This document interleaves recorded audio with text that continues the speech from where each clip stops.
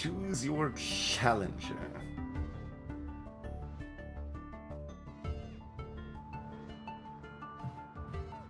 And challenger kind of makes it sound like it's who I'm facing or something, rather than what I have. We got lots of special stuff. So we got Defiler, Ghoul, Beast, or Stalker Star. All of these are things that are reasonably different than we've done. So there's no like, oh, let's ignore that one. Because none of these sound like we basically ended up doing tank sort of builds twice in a row.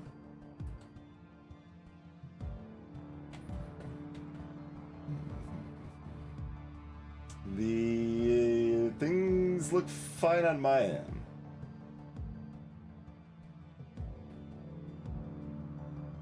Are any stream issues for anybody other than Adam?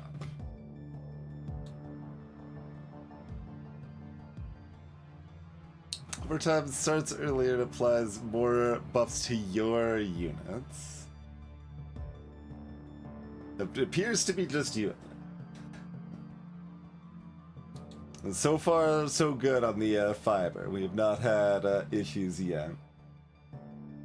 Sludge Captain. The enemy's rear column and top and bottom rows are mud.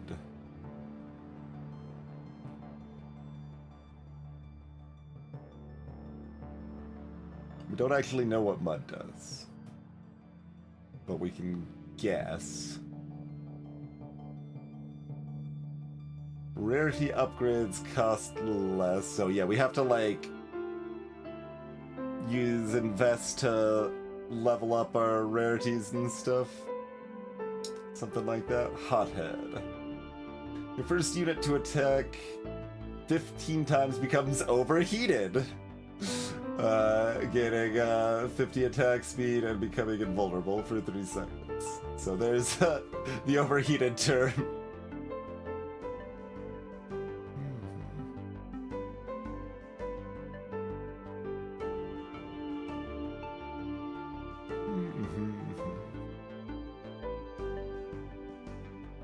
Passion underheat, yes.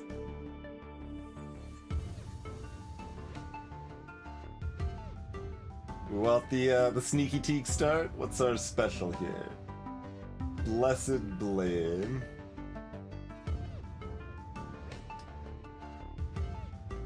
Attack damage, armor, and life steal. Cute enough. Well, these are kind of cute.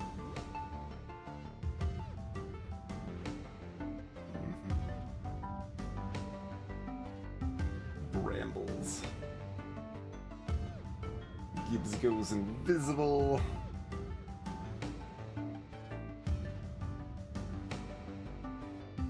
Alright, this is dry hot. The royals here took the phrase "long live the king" a bit too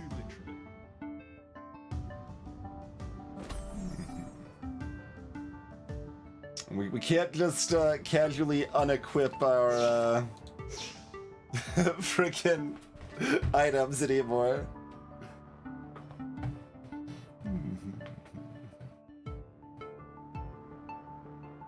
And we have 4 army slots and very little money to start. That's kind of interesting, yeah.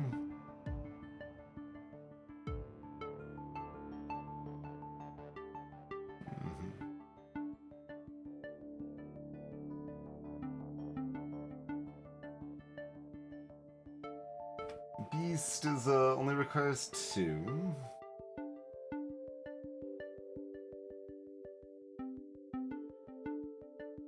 Okay.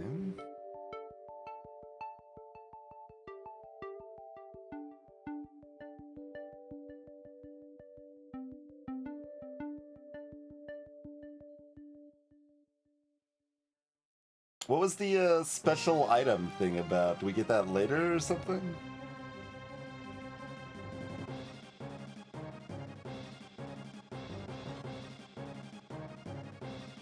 Unclear.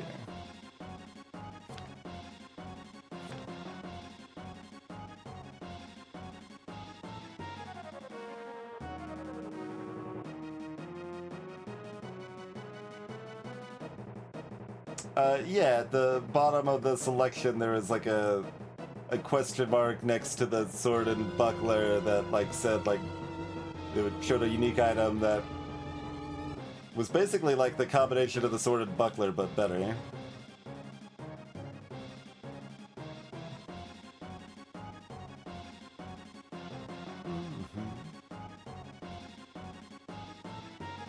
It's just a hint text of what this two makes. Was it just this item? It was just this item. Okay, never mind. I was thinking it was a better version of this, but no, it's exactly this. Okay, fair enough.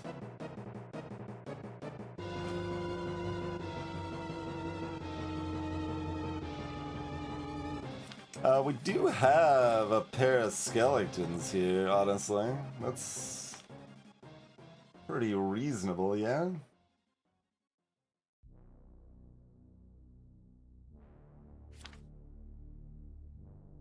Like, seems like this early on, just having some skeletons rise from the dead after the fight is value.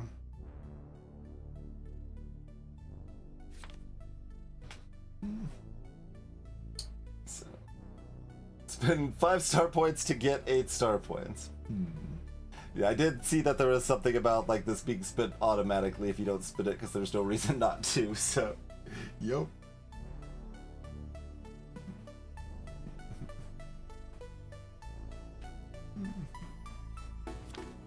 Yeah, let's go on these skeletons, probably.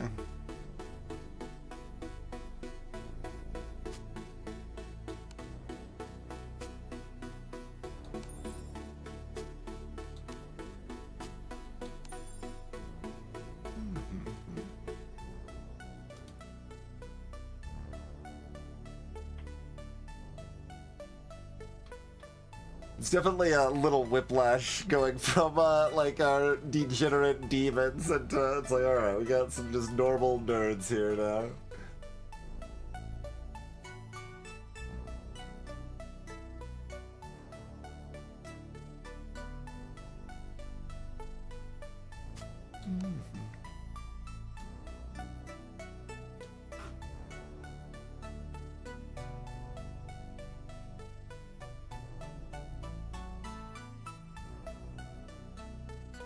We probably want to try to focus fire whatever backline we're jumping to, so they should probably be on the same side.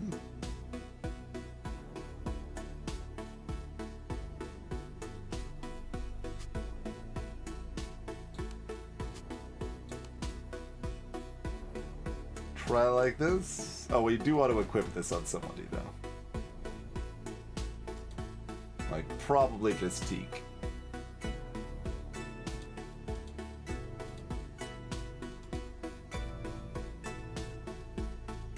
Correct, Bean. Yes, this is multiplayer now. Should probably update the stream title.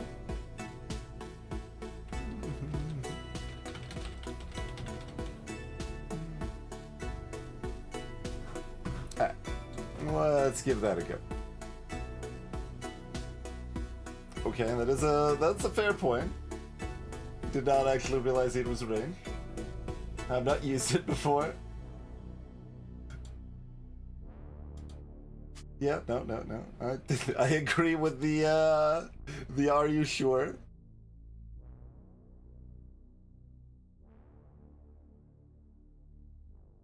Yeah, okay.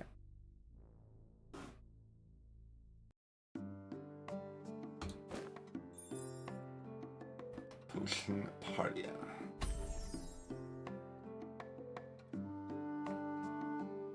Oh, okay. Well, it said the fight would start immediately, but it effectively does. We can't, like, change anything, but we do at least get to... Oh, we can move? We can move. Okay. I didn't think we'd be able to, well... Why did it even warn us that if we could still move our units?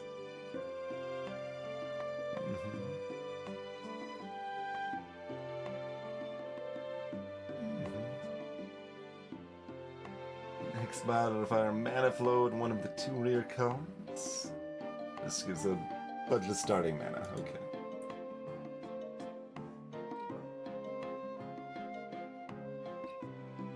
Oh, and mana regen. which is not mentioned here.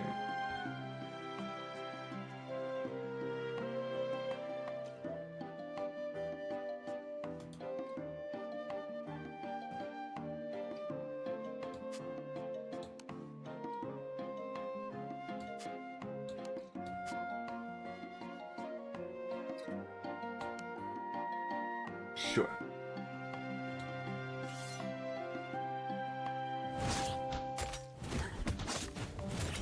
They did not jump directly next to it there.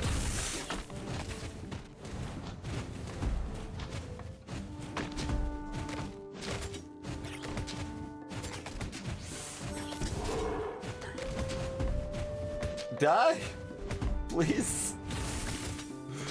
Did not go as well as I would hope, but our skeletons are still in the bank. Yeah, we still got this. Even without the skeleton help.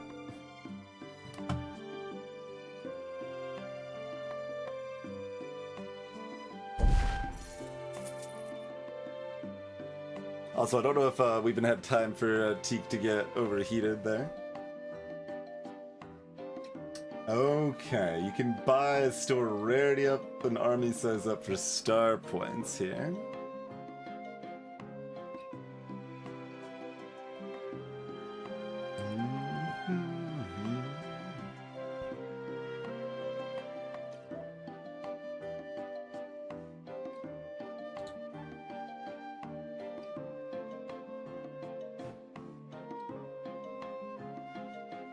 What are these diamonds? That's how many of them there are in the shop, maybe?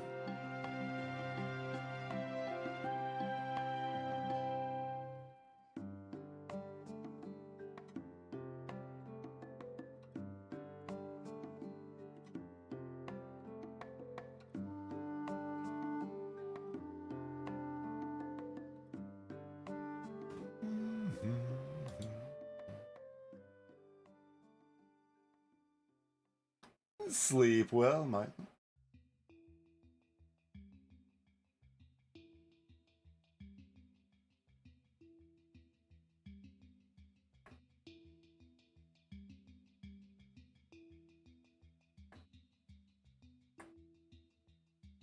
But Creefo could be cute.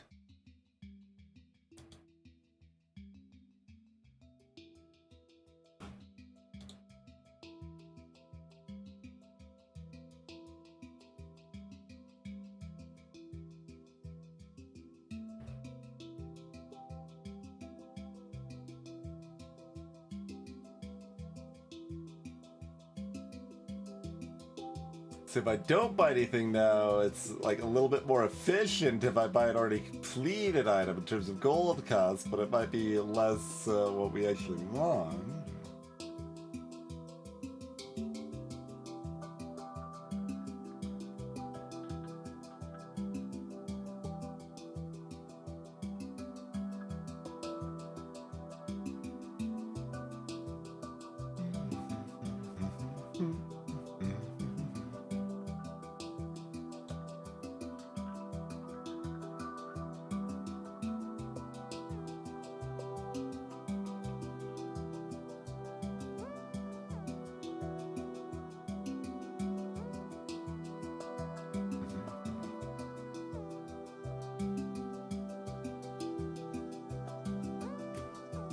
It's a store rarity up that's maybe different than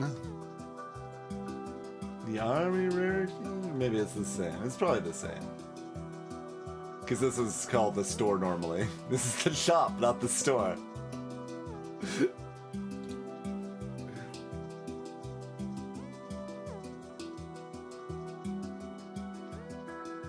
So yeah, mostly just a question if we want to buy a crystal or an S-word.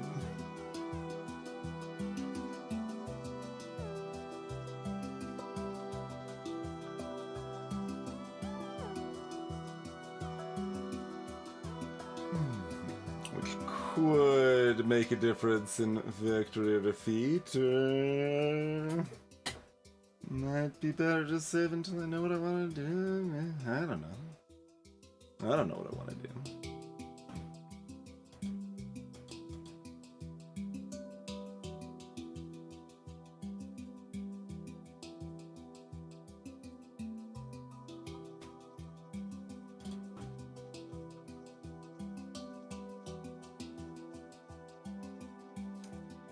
There are 3 common tier tree folk, actually.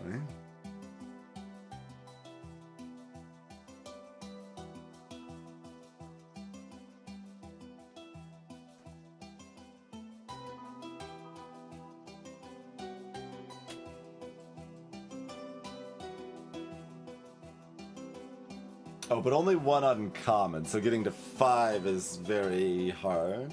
Hmm.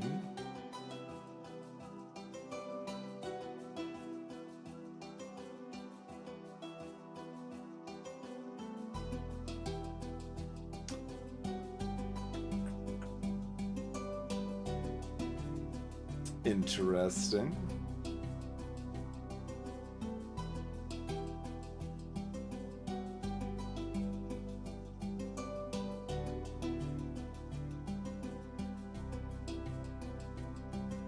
Like, permanent regeneration is just, like, really appealing, so I'm just looking at that and be like,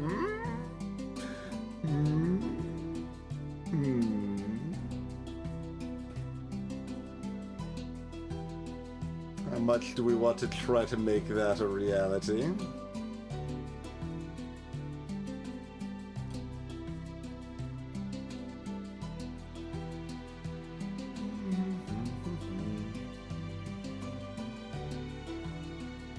Probably common scrappers as well.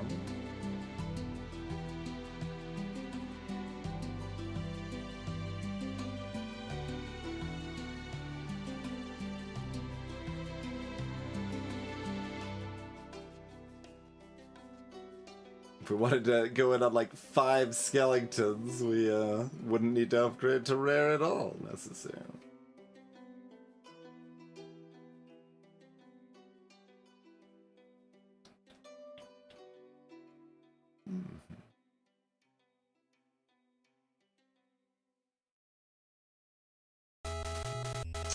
Well, based on this one sample size, 80 is quite high attack speed for a common unit. I say is everything I have has 80 attack speed. Okay, Skull's 55. I mean, I guess we've mostly been running tanks, so I'm used to see like 55 or 60 here.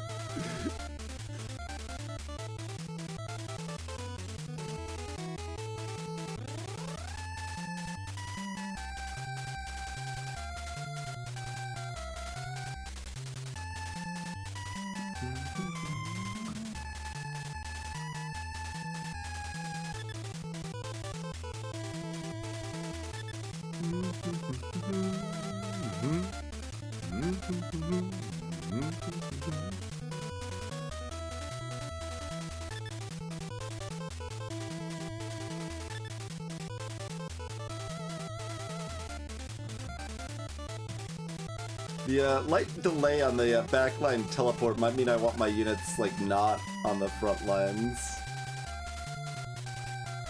Potentially interesting.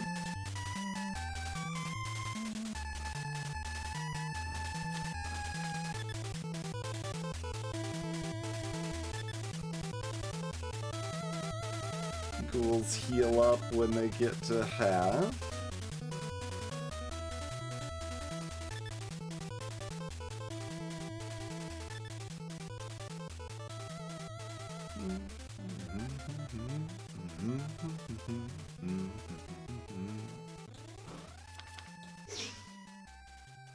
Like, assumedly we're investing here, but...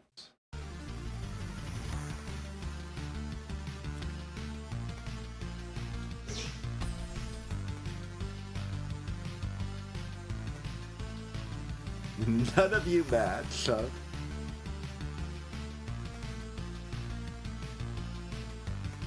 You barely match each other. Bulwark and Torque are both Orc at least.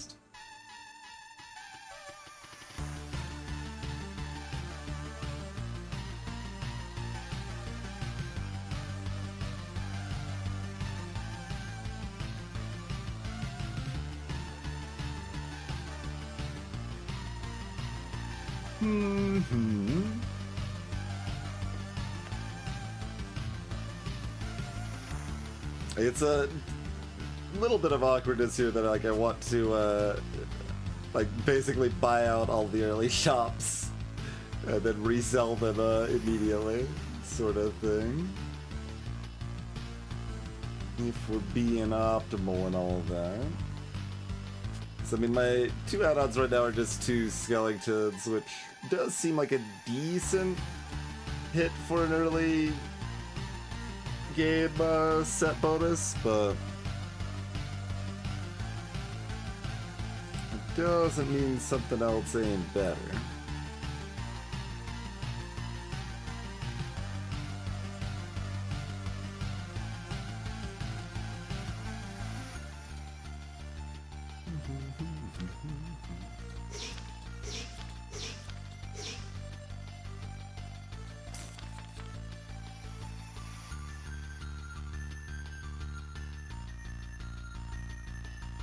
Oh, it's not on the field, so that's why it's not showing the arrow.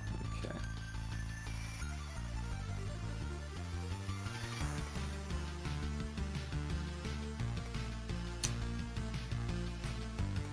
So I could get beast instead of skeleton.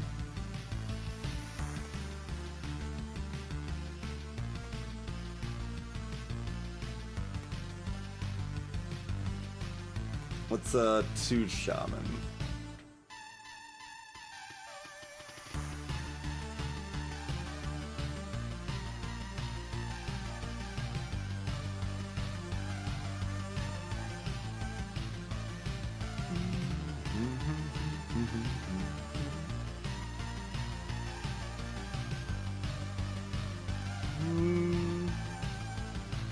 Don't know about that.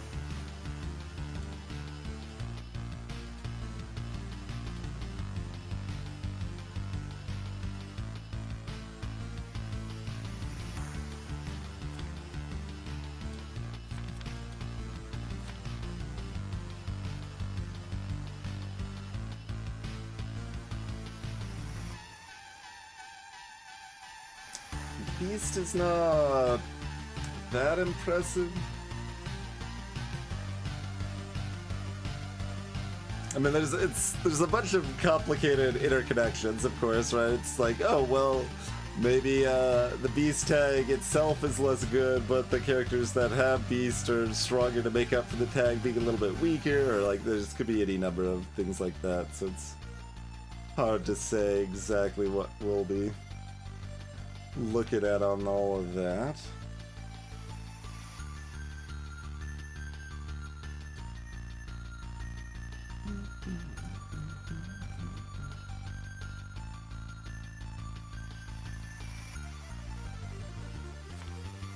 Yeah, I mean, it seems like I like the skeleton plus stalker setup for the early game here anyway. I don't really have a good idea where I want to go with it. What's the 4 stalker bonus? Just a bunch more stalking. So against some builds it would be very good against, but against some builds it's like, oh, like the builds we ran in our 2 single player games, right? Like the stalkers would jump behind and be like, okay, well they're just all tanks here anyway.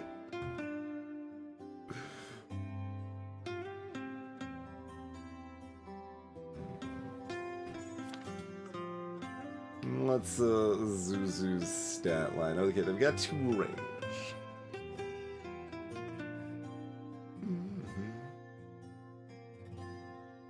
Right. That's the one that makes the target tasty. Clearly we needed that to combo with Gourmand. So they'd have more snacks in spirit at least.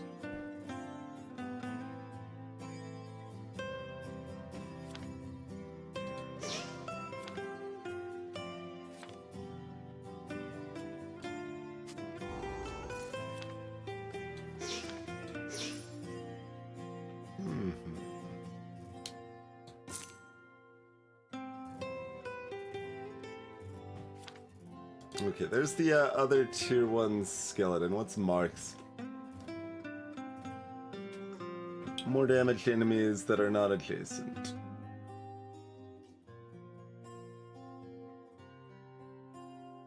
And also summons a training dummy somewhere.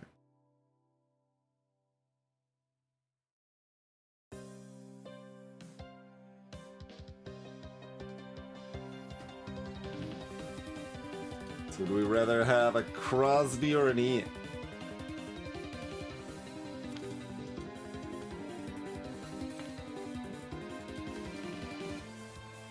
Probably an Ian.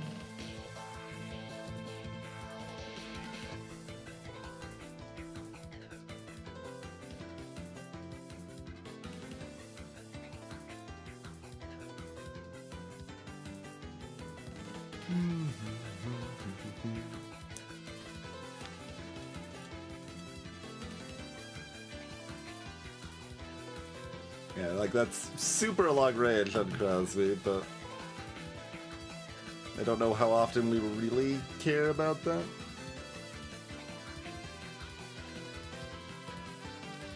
If we're trying to build up to a full 5 skeleton army, then we want a bench Crosby at least. That's interesting, like that is an option.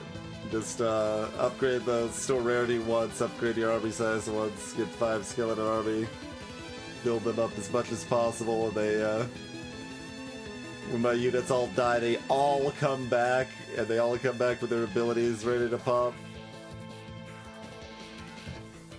There's certainly some appeal to that. Don't have a good grasp of how hard that is to reach for me here.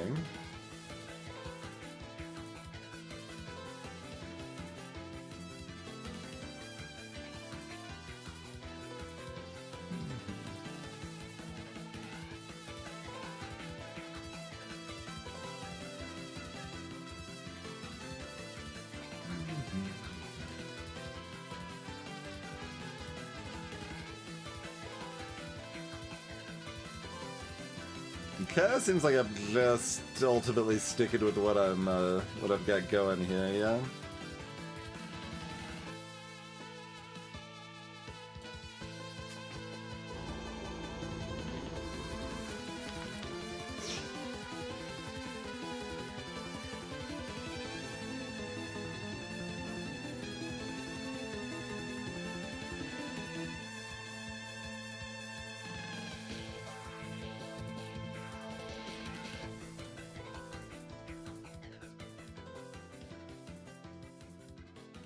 But I'm still looking at, like, Crosby's just sitting there. We could, do Skeleton Army.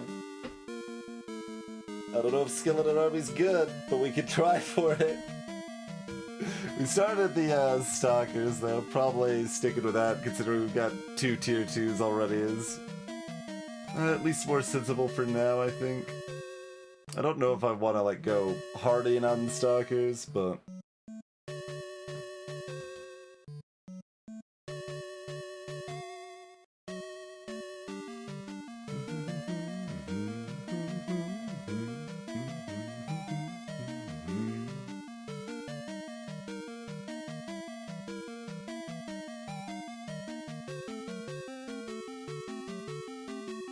Like, Duelist is not bad.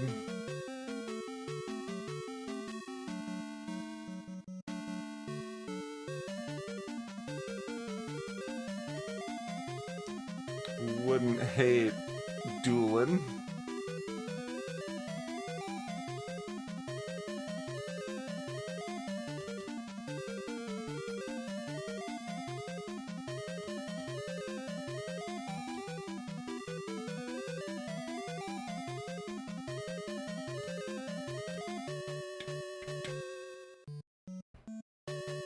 And then I guess if I roll it, I hit a 3rd Zuzu, we might run it instead of the skeletons. Might be brawl time instead. We do really want to hit that invest.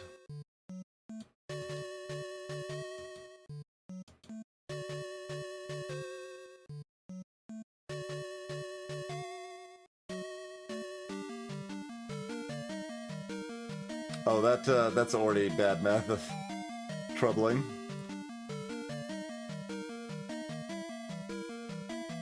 I've played both area. Yep. They're tied for my highest rated Zelda games. 7 out of 10.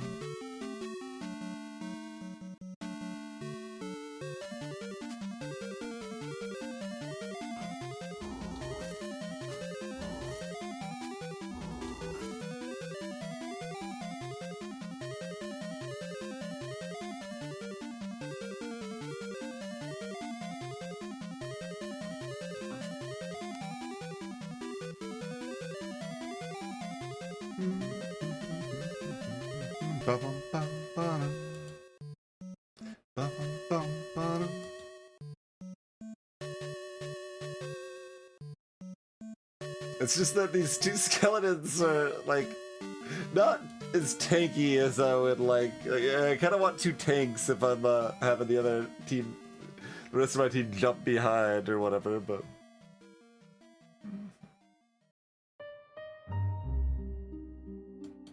It's not like Zuzu's tanking it up, especially either.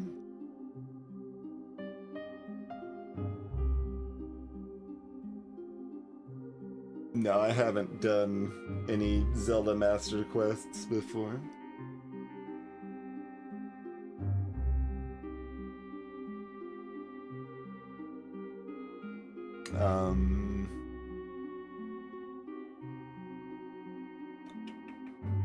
I have definitely beaten Zelda 2.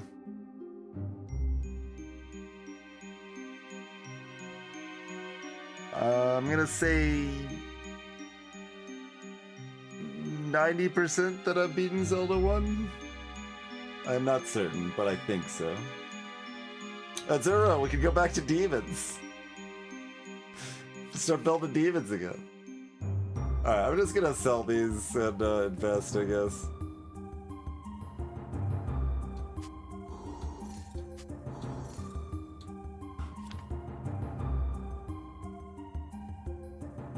We were literally just talking about that ad hoc, and I said I had not done any Master Quests.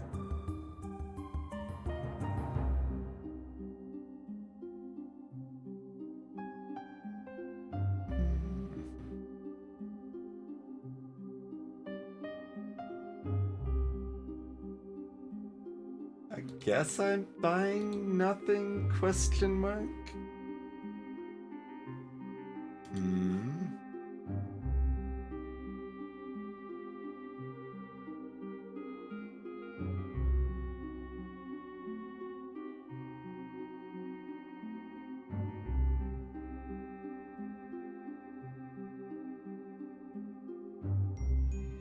Interrupt the enemy with crits.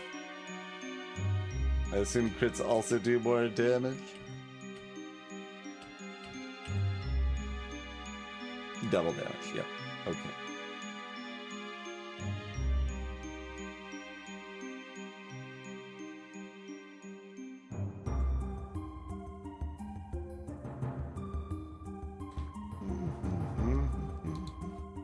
Yeah, alright. We're just gonna move for. Oh, what's this? Ah. You can lock the shop if you want. Like, yeah, am I buying a sword? I still don't know. It still seems fine. Buying a sword is certainly a thing that I could do.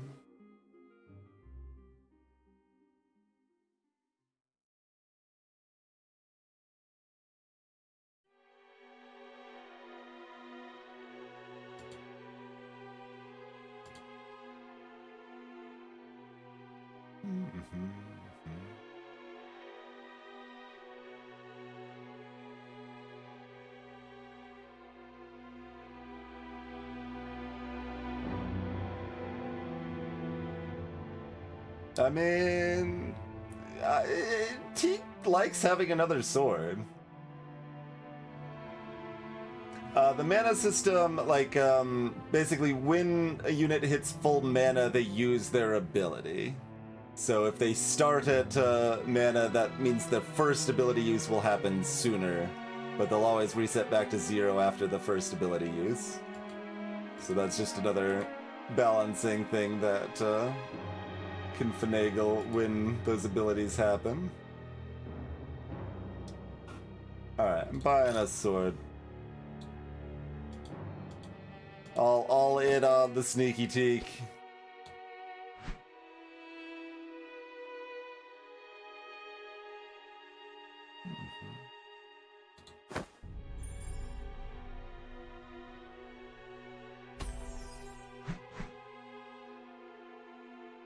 They've got meat and a crystal split.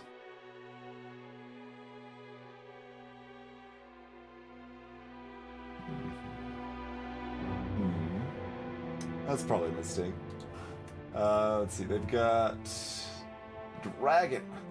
When Dragon first cast, they summon a fire-breathing worm that flies across the board, igniting enemies for 5 seconds. Well, I don't like that very much.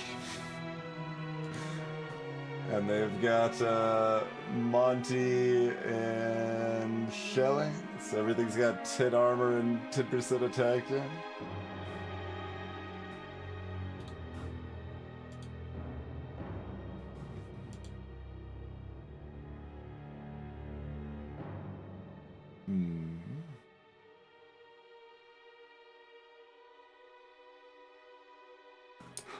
Was Ignite as bad as I was remembering it to be?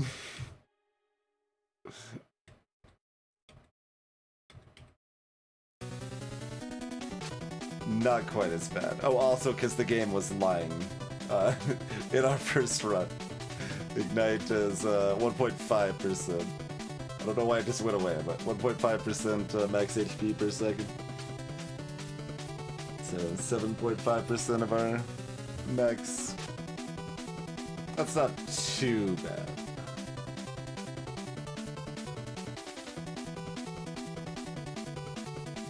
Monty's got snacks.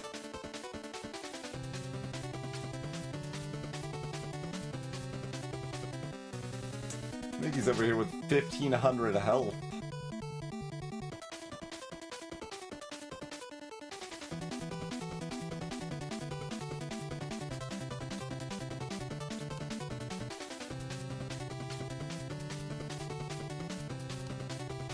Think we look like this? Let's see if it works. Go Teak.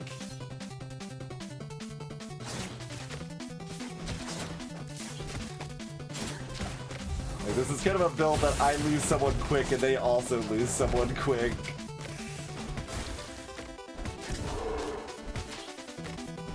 Alright, we've taken out their back line. Yeah, alright, this is working fine.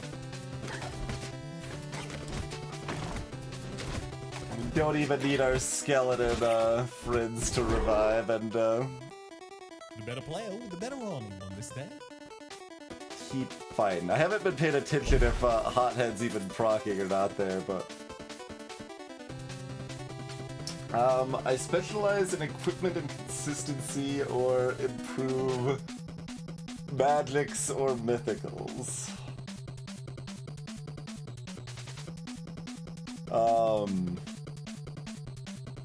I don't know.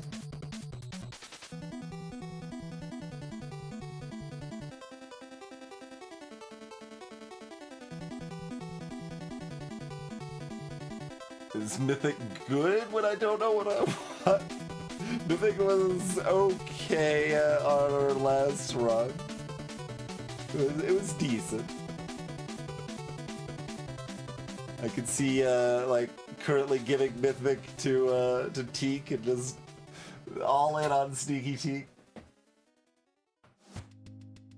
But it's also improved magics is the leading thing, and we don't really want to improve our magics at present, particularly.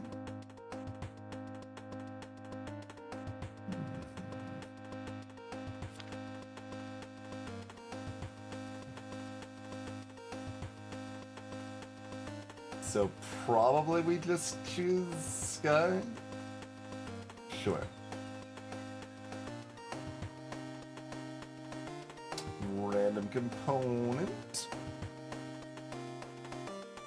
We can get the portable forge again. No. I refuse.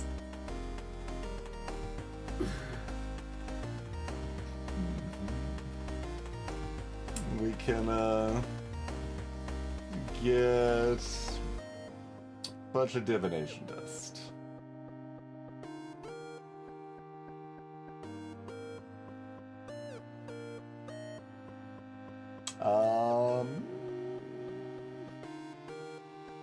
So divination dust was use it on a unit and then roll a shop of units that only have traits of that unit.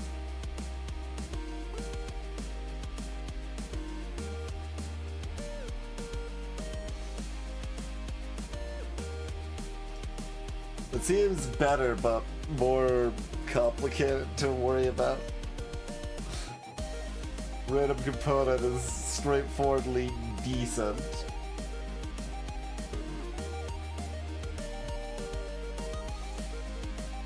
Somewhat similar value to getting like 7 gold, let's say. 6 gold, something like that. How much did divination dust cost? It was in the last shop. How many times are we gonna level up? Is it like every other fight?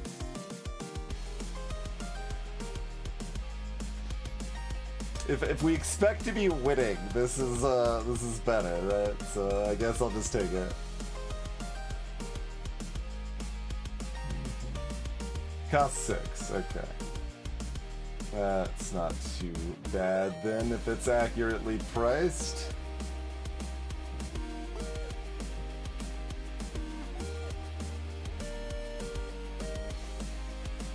Oh, we only... No, I bought the sword last time, right? I did buy the sword last time. I was thinking I got like $2 or something, but no, we got more than that. Okay.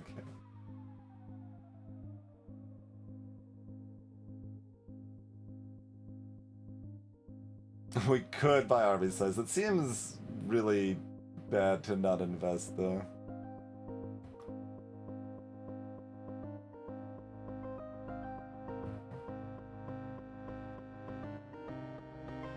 Theoretically, that's like an option, but I don't think it's a real option.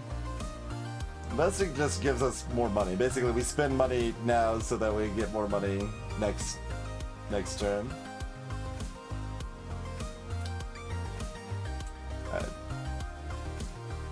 I should maybe use the actual in-game phrasing of star points, considering there's also gold, so if I say money, it's ambiguous, but you know.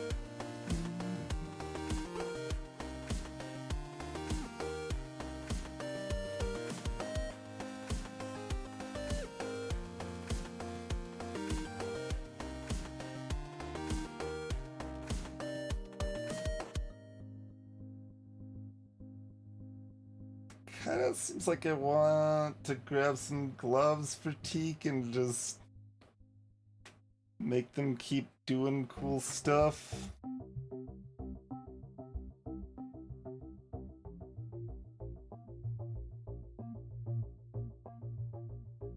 We just believe in sneaky Teak, what am I gonna say? We also believe in taking regular breaks. Back in about 5 minutes. See how the rest of the multiplayer shenanigans treat us here, huh?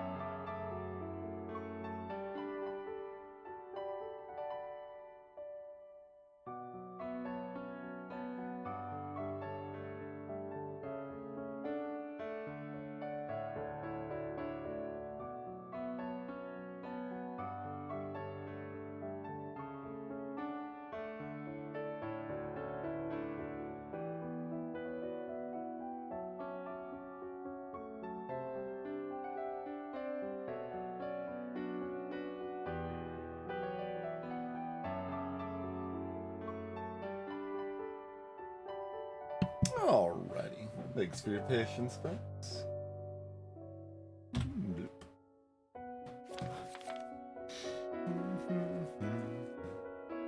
I guess I should maybe roll my unit stuff down a bit first and see where we want to be.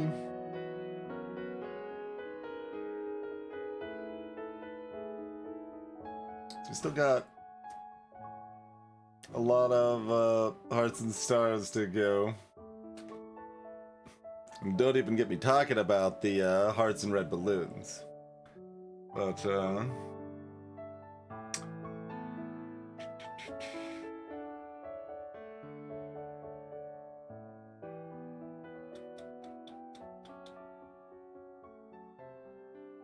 yeah, we probably want to raise army size next time.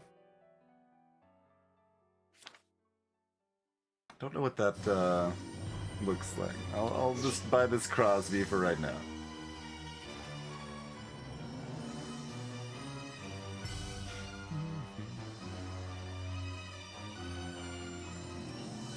Well, the spear is unfocused damage, so it's kind of dealing 25% more damage, but since it's to like a random enemy, and it's specifically not the one you're already attacking, that's less than ideal. It's still like decent. I think it still fits with our plan enough that that's where I want to go right now, but that is some downsides. What was Defiling? Oh, instantly kills really low health enemies, so that's potentially a setup where you actually want to spread out damage a little bit more, sometimes, at least.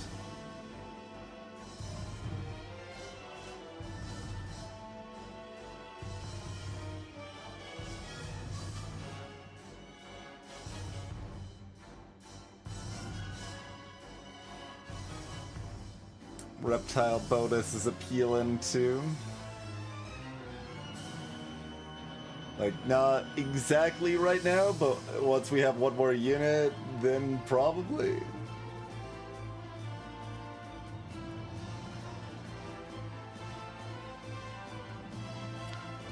Alright, we'll at least buy you for right now.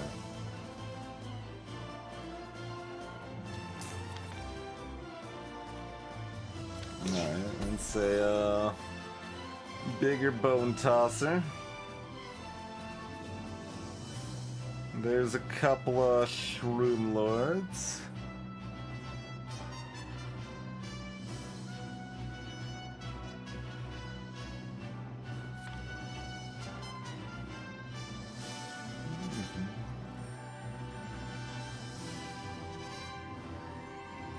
Spores. More casting shenanigans. Not probably the direction I want to be looking here.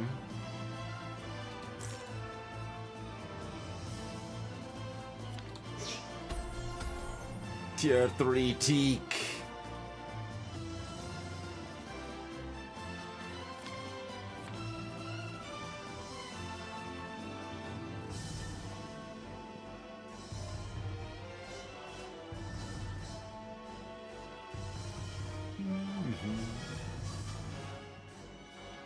The frontmost bug summons the swarm.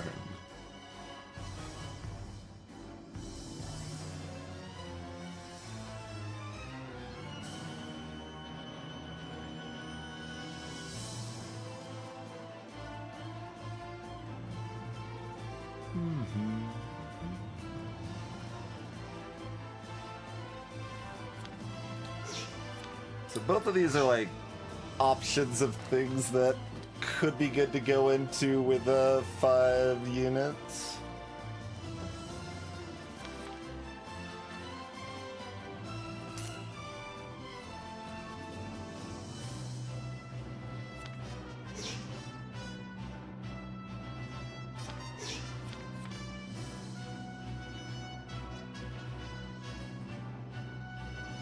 We'll probably just sit here with a bunch of this nonsense on our bench and dance.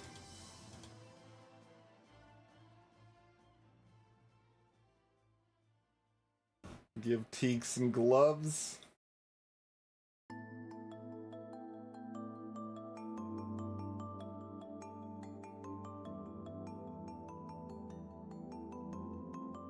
And just, you know, believe in Sneaky Teak. Sneaky Teak will carry us. Which, if we're believing in Sneaky Teak, that's further incentive that we want to be dropping the skeletons sooner rather than later, right?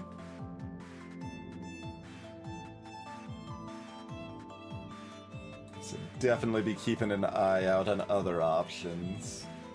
With Ian being tier 2, we can probably still just run skeletons for one more fight, but then we're probably hoping to drop them soon after that.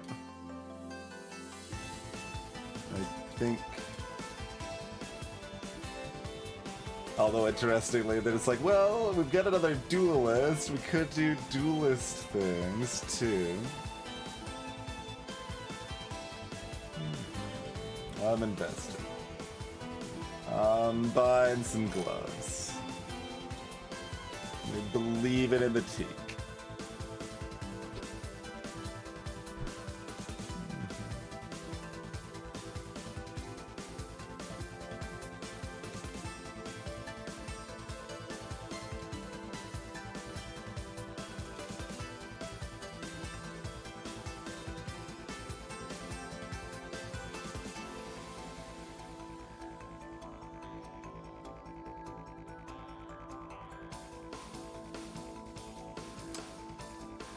Could try to build up Reptile plus Vanguard and just get a lot of armor across the team. That's not a bad approach when if we're trying to go somewhat all in on Sneaky Teak. Just in terms of like what the Divination Dust can do for me, you know. But I think this is good enough for now. Let's see what we're dealing with here.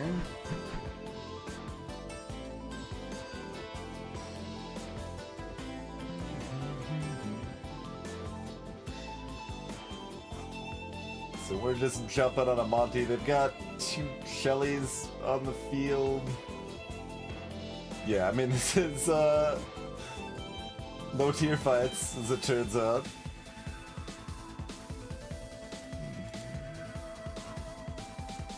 Quencher's Quill. Start combat, the wearer fires a wide beam forward that stifles struck enemies. That stops their ability, I think.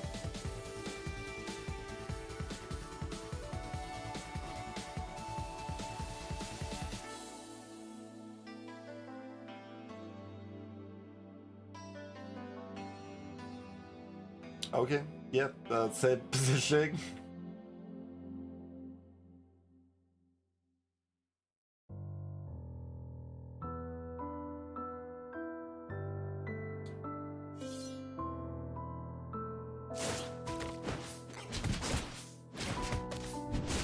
Our skeleton's gonna go down pretty fast, but so is their Monty.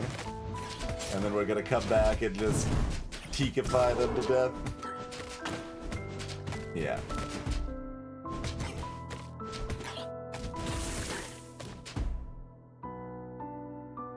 Easy peasy.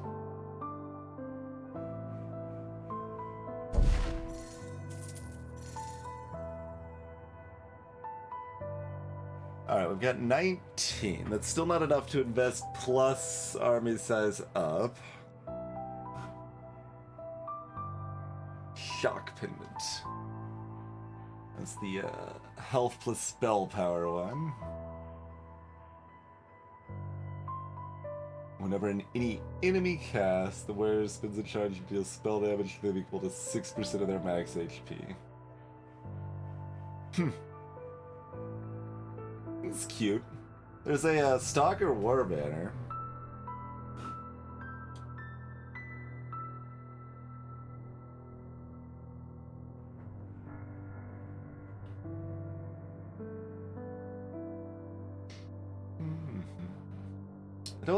It just doesn't seem like we really want more than 2 stalkers to me. Like, I don't think we want to go hard in on that, probably.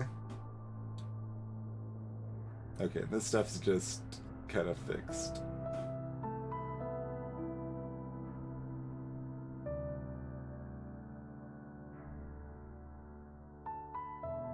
Alright, so we're chilling at this borderline if we want to up our army size or not, huh? This is paid 9 for 13.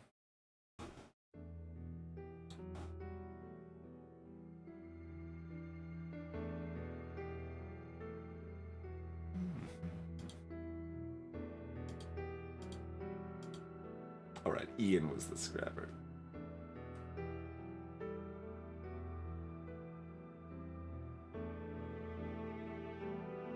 I mean, the scrapper's effect is not bad.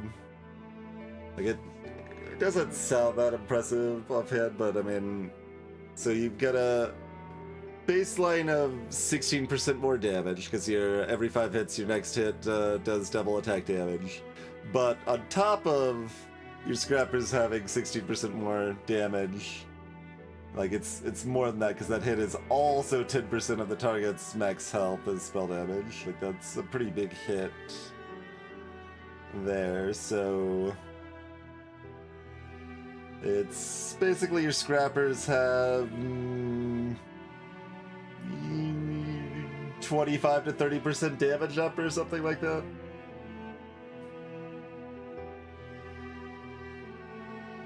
Which is not like wowza, but it's, you know, it's relevant. It's pretty okay, at least. Although, given that it does require 3 and not 2, and it only applies to scrappers, is a little bit rough.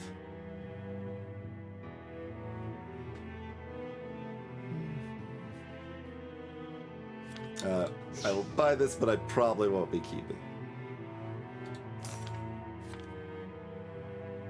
There's another tree. There's another Ian.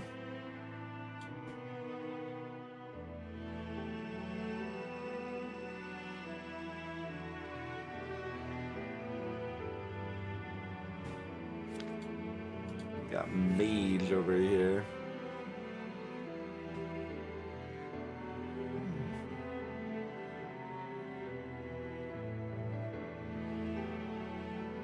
Oh, that's a good thing to, like, double cast, because, like, less spell power doesn't matter too much on that. Although that's interesting, because, like, assumedly most mages want to have a lot of spell power, but yeah, interesting little dance there.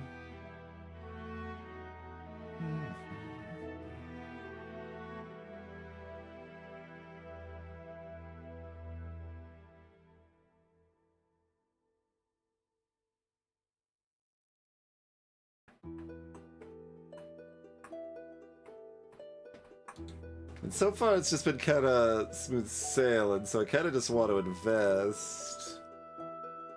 And probably buy army size next time?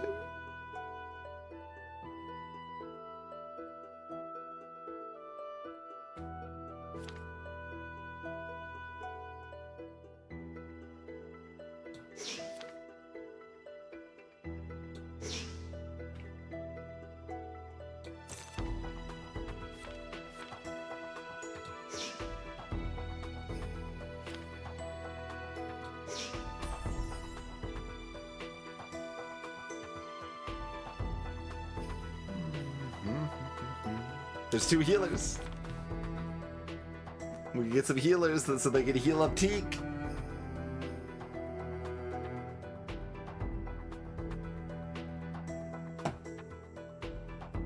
Yeah, we should look at, I mean, I don't know if it breaks down the special effect on this, right? Like, that's just gonna be in... Oh, it does break it down. Okay. So, of the... It did 10% of the total damage Teak dealt.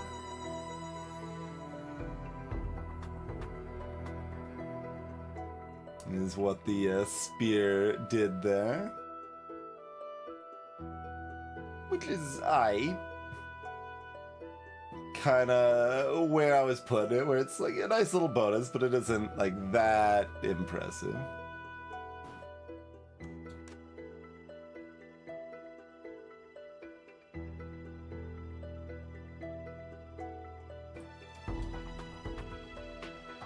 Alright, we can go ahead and Stell Crosby because we have neither Stills nor Nash available.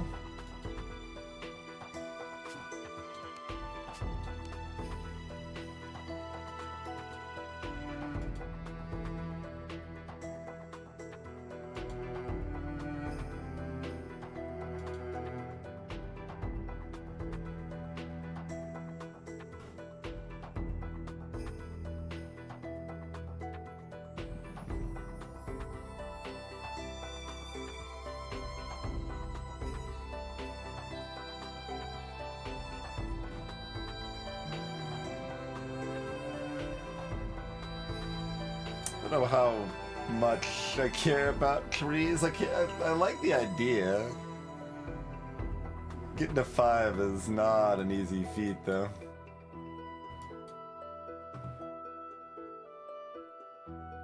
Which probably makes sense, because regeneration is really good, so...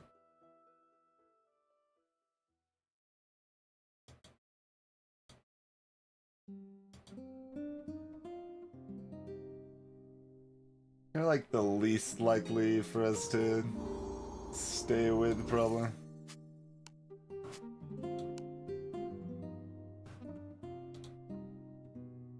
Sleep well, Larry Dolomar.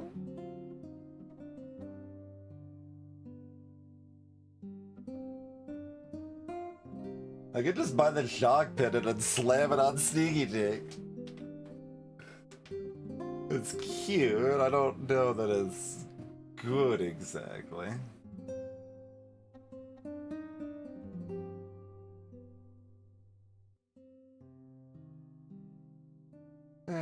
Probably not.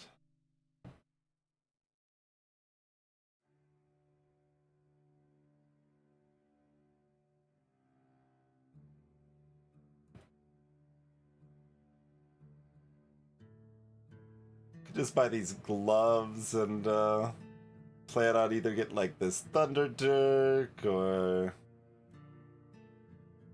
maybe like the Masher or something.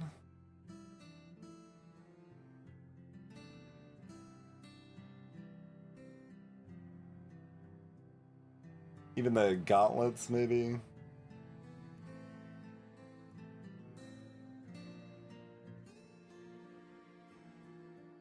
Dueling Sai.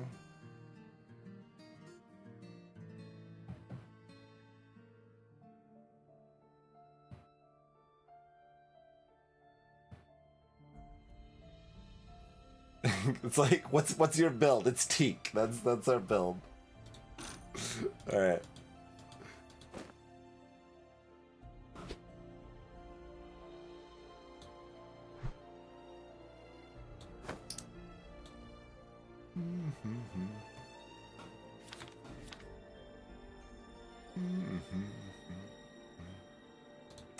What do we got now?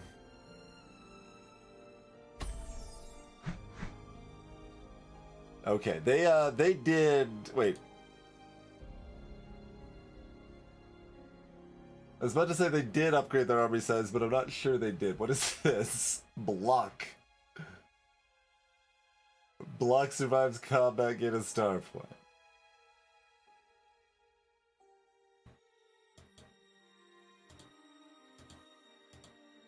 Okay, we got a bunch of demons. And their items are spread out.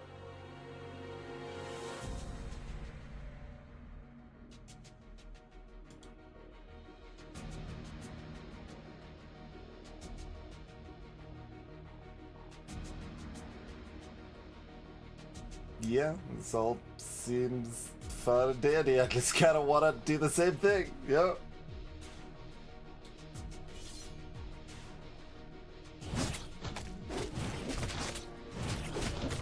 hop back there and take out their DPS. And we're actually handling Sparky over here fine with my other units. We've got a Demon Lord here, but I don't think I really care. Even if... Oh, that's right, Teek's random other attack is popping on the block here. That's right. It's like, what is that thing? Yeah.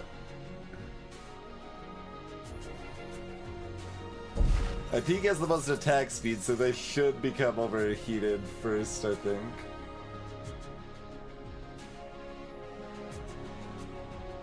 Okay, we've got 28 star points. We do have enough for army size and investment if we would like. Teak performance.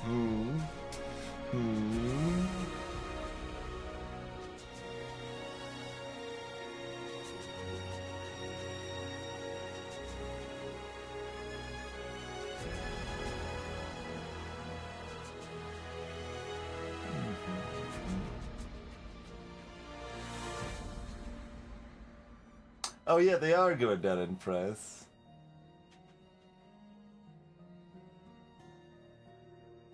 Interesting.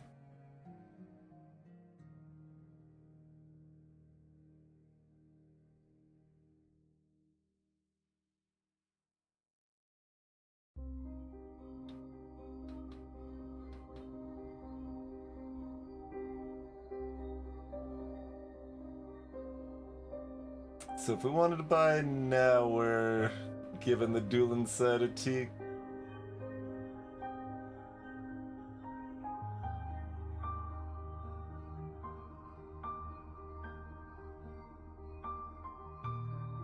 Not bad.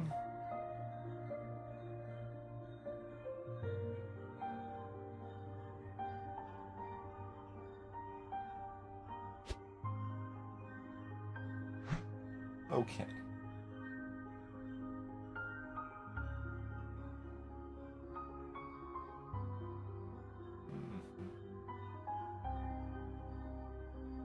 Again, we can buy common dupes too if we want to do specifics. For example, like getting a tier 4 Teak right now.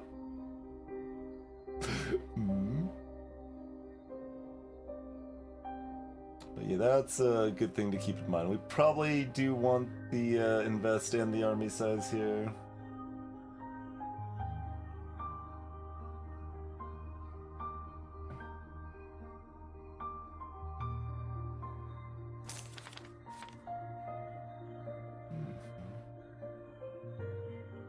These are not the units we're looking for. At all.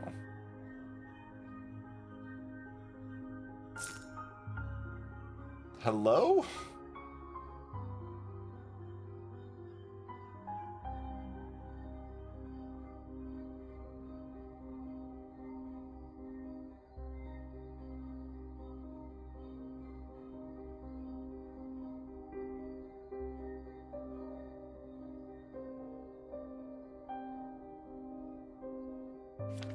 Bulwarks of Vanguard? I think they might have been in the previous shop.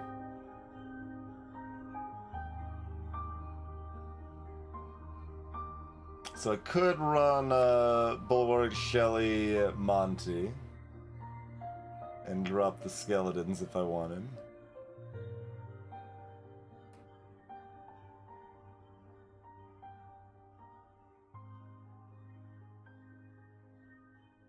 If we think the set bonuses are better than the higher tier.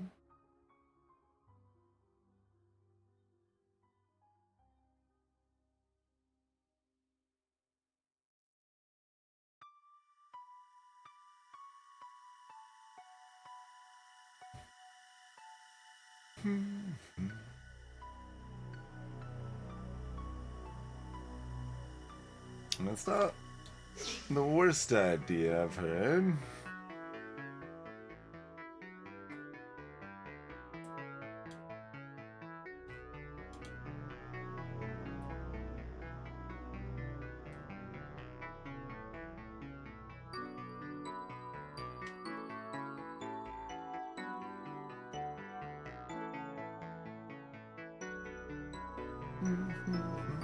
Definitely a relevant part of this is that Teak has lifesteal, so if we like invest in giving them a bunch of armor and stuff, that does pay some dividends.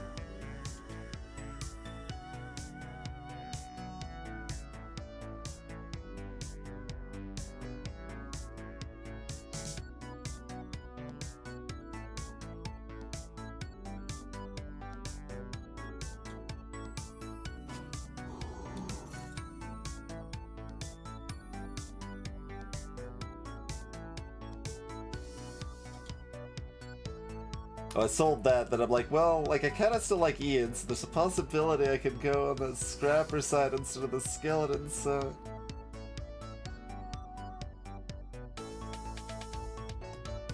Like, I could commit if I want better power roll potential.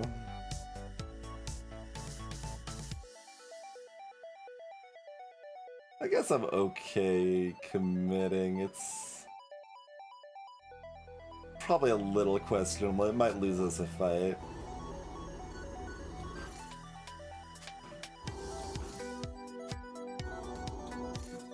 I guess I'll still keep this though, because I could go the tree folk direction too if that comes up.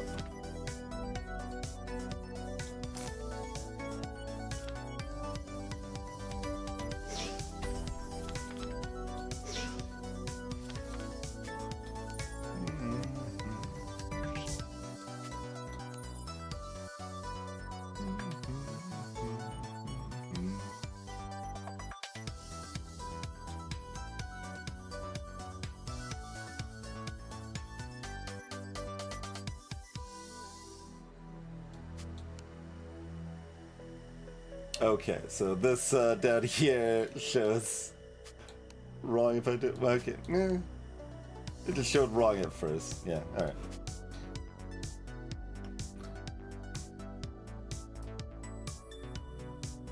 We did at least get Shelly to 2.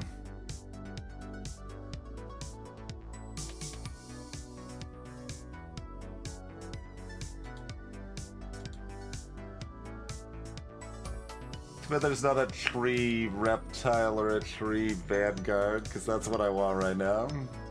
At least I don't think there is, since... Shouldn't make that statement unless I'm actually sure about it. No, those are the tree symbol, right? No. Okay. The tree duelist, a defiler... A mage, a stalker, a marksman, and a healer. The healer makes some sense.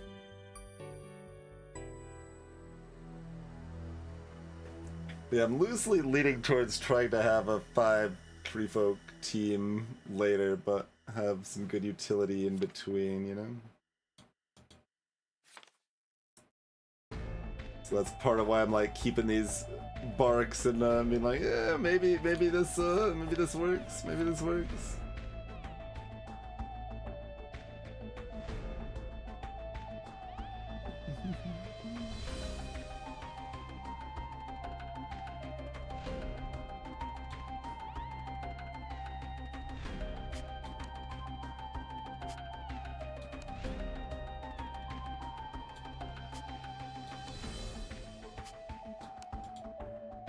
Yeah, Monty's got infinite range.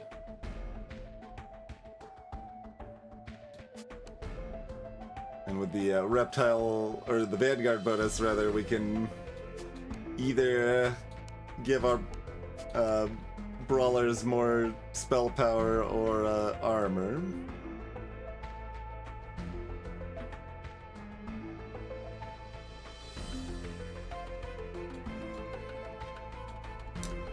Probably armor on both fronts.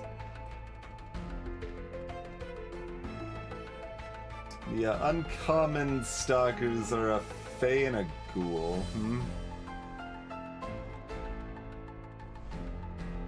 So I'm not that committed to Gibbs here.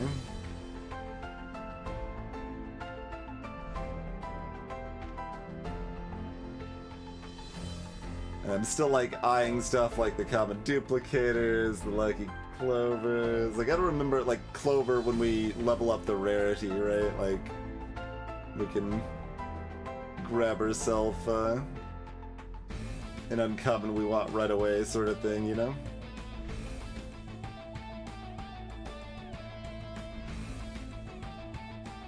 I could even just use a common duplicator right now to give me a tier 2 Monty. Just so I'm a little bit stronger right now for this fight. I don't know if these recharge at all, or if this is just how many you have available to buy for the whole game, or what the deal is with these little stars underneath. I can also just buy one and not use it, just to test that concept.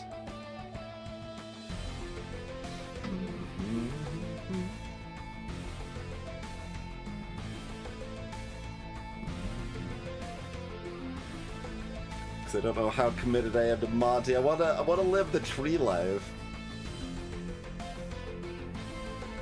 My whole team having regeneration this time. Sounds great. Alright, let's just buy one to... Okay, I can buy only one per time, and then it's probably gonna be less... Like, it's like 4 total or whatever. Probably what that works out to be then.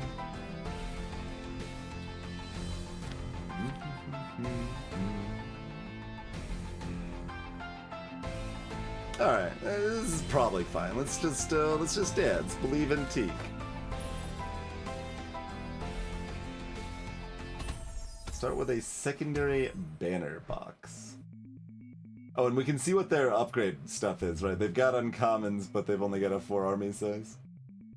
And they do have a tier 4, though. Tier 4 Volcanus over here.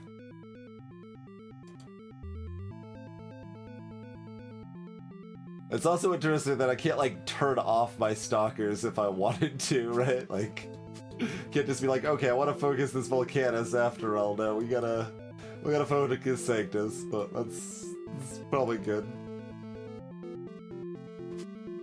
Probably not a bad thing.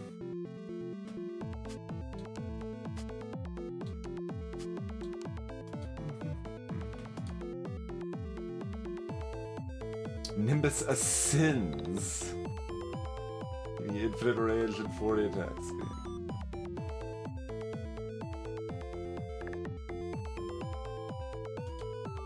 Oh, they've got 2 tier 2 uncommons already. So they have invested, well, not invested, but, you know, spent resources on those uncommons quite a bit already. It's 5 for the next elemental set bonus, though, so they don't have the superpowers there.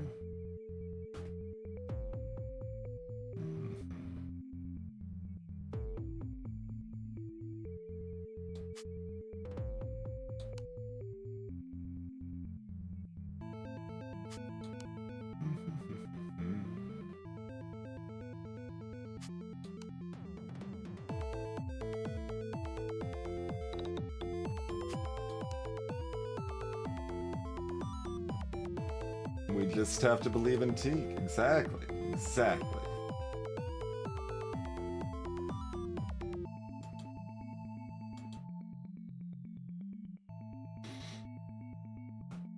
I mean, dude, they've got one item. I mean, I guess they've got 2 components. I've got 6 components.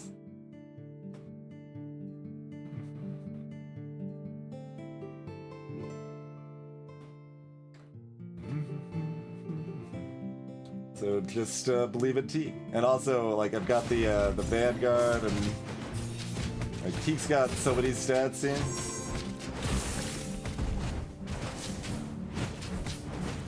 Oh yeah. Not even a problem at all. Shelly's even staying alive with like Teak's shield health and stuff. I think Shelly's gonna barely fall.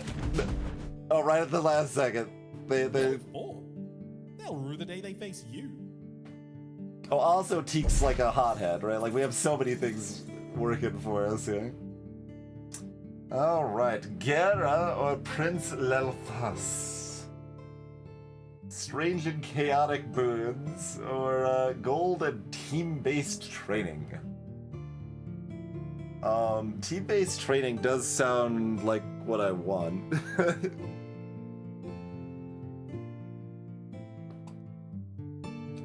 Gera's description is certainly spicier.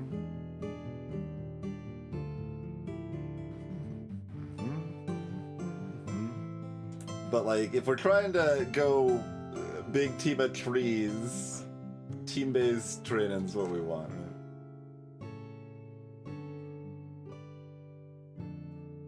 Units with an item gain 10 cost reduction.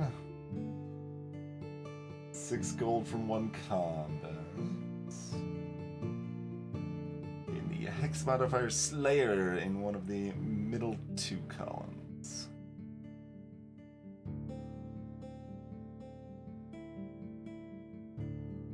So T can have another 25% attack damage?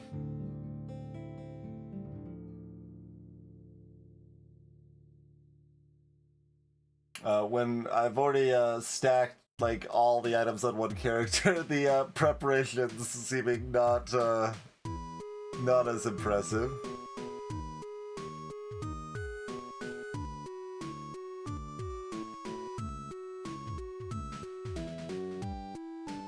So either of the other two seem pretty good.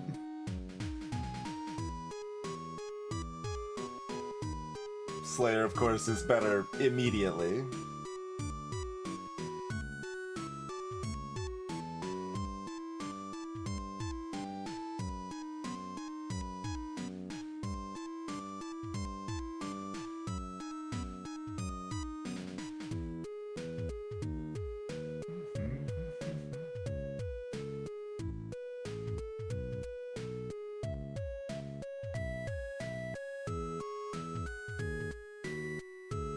Suppose the war's not that much better long term. Like, it is better long term, but it's fun. Slap. Alright, rarity upgrades down to 8. And then yeah, so that's total, and it's still 1 per shop.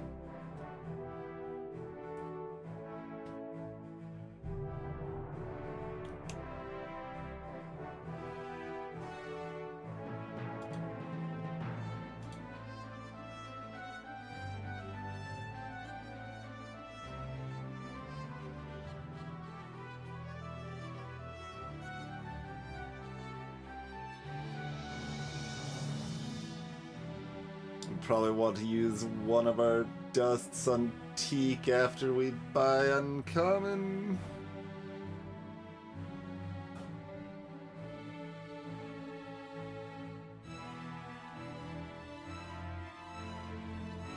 I'm trying to think like how many more of these tier 1s do I want? Like, I don't even have a single Maurice, so like if I want to go the Tree Dream, I do want some Maurices.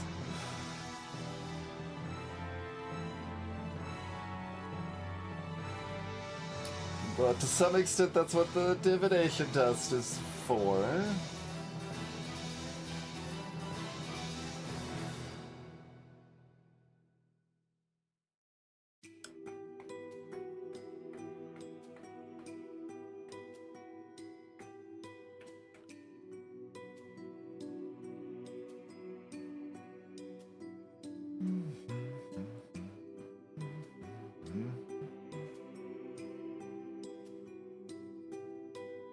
So if I dust Teak beforehand, we're pretty likely to get some of our other trees for sure, right?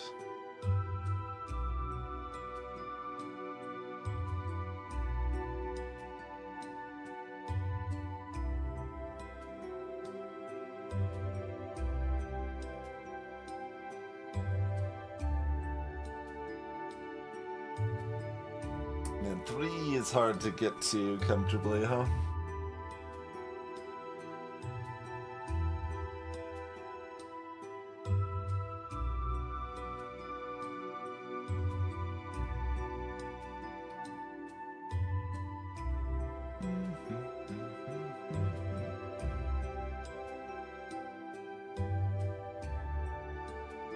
And then if we are at the 6 army size eventually, are we talking 2 stalkers, 5 tree folk? This might be too optimistic to try to get exactly what we want. But it's just believing in Teak is what it really comes down to, so you know. How could that be a mistake?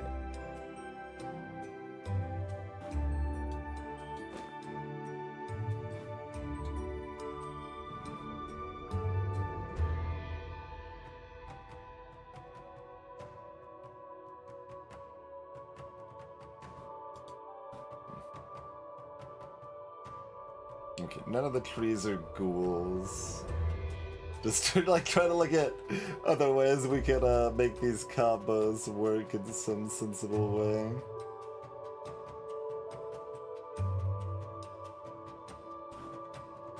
Alright, let's divine a set of commons here. Hey, it's 3 Teaks. Well, okay, that's fine, I guess. It's only 1 Maurice. Teak's a tier 4 now. Plus 25% attack damage.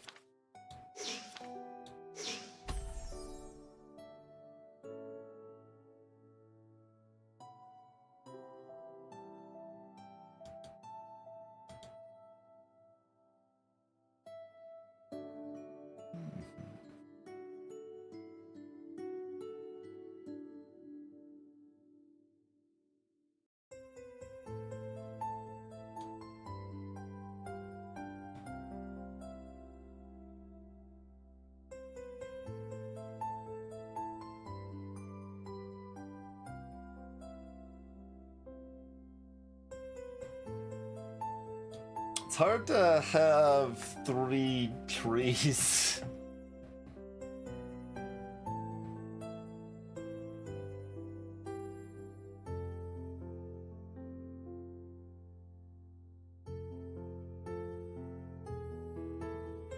It's a lot of attack damage on Teak. Auto bonus, reptile, slayer bonus, tier bonus, stalker trait.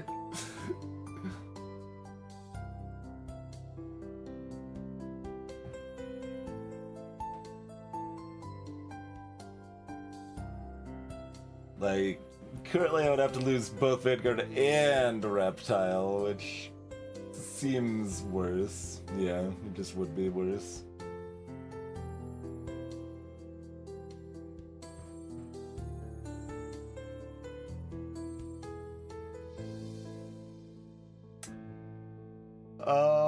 How much do we want to upgrade the shop rarity right now? I mean, I could just wait another turn and it'll be cheaper again, probably, so that's okay, right?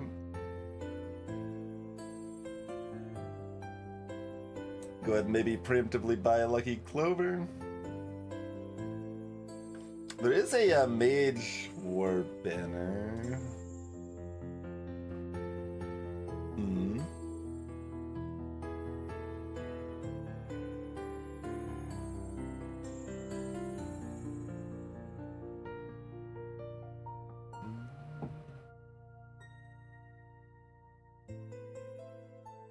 Monty Snake's great enemy, man.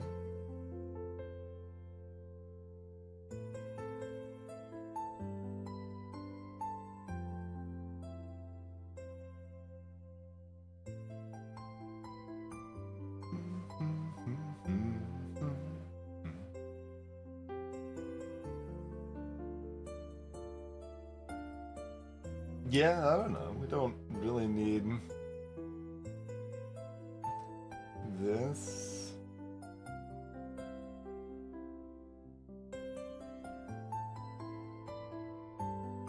So am I just vibing? We don't even spend our free rolls. We just invest and chill and look at doing the uncommon thing next turn. I think so. Like, Teak will carry, right? Just believe in Teak. Just believe in Teak.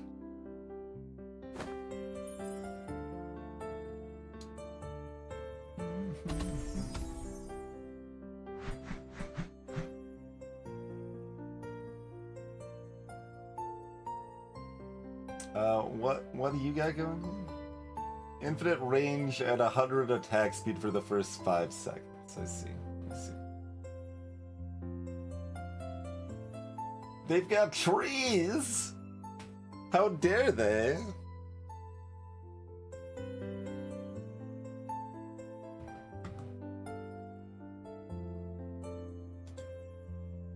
Target dummy from the marksman bonus.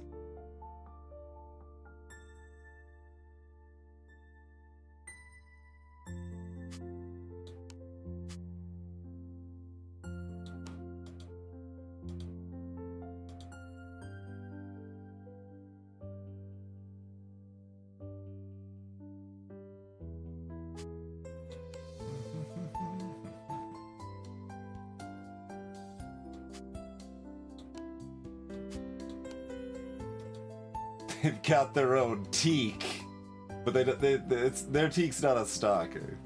It has 0 items instead of 6. Although this Crosby over here is stacked and is also a mage.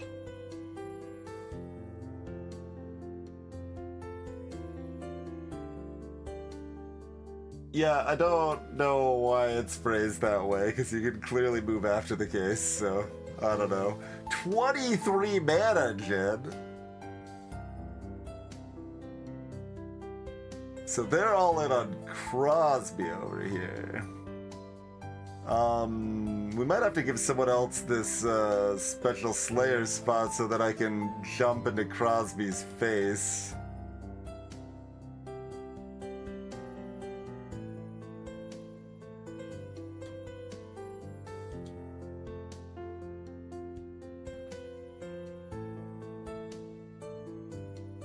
I don't have to.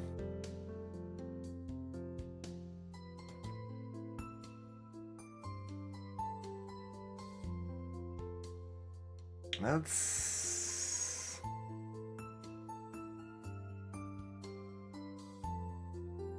like... they're gonna dunk Monty, but at least, like, let's not have it pierce through other people in the process, right?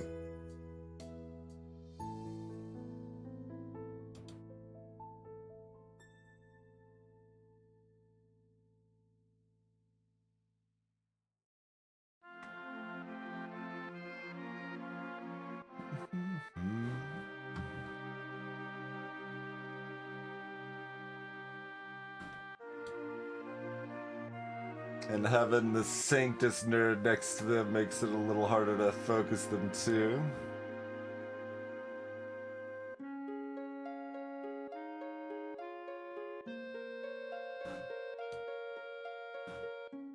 Oh right, the Blitz shot. I was like, why do they have 14 range? It's amusing that infinite range is an arbitrary number that's like more than... that's 10 or higher, basically, because I've seen it be, like, I think 14, 15, and 20.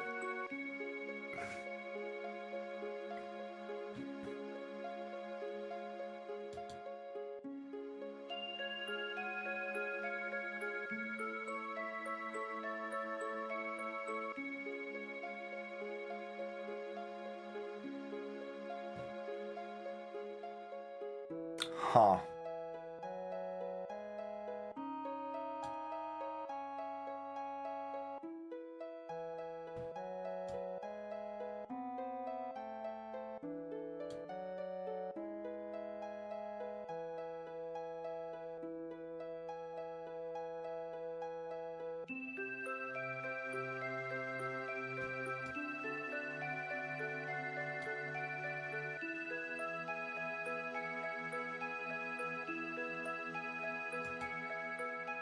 Like, they're just gonna melt poor Monty.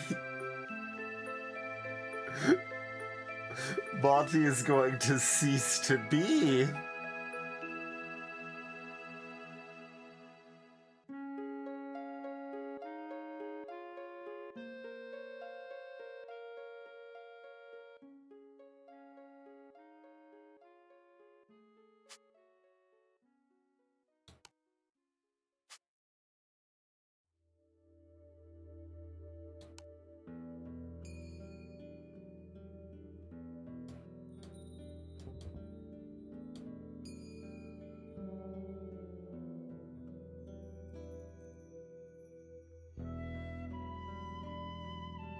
Do I literally put no one in the Slayer spot?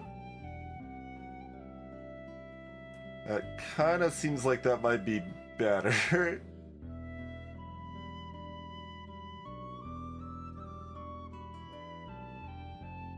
Like, I could put one of these here, but then they might just go over here and start beating on this stupid training dummy. I guess it's only got 100 health. It doesn't last very long. Oh, they, never mind. They got a shield. 30%?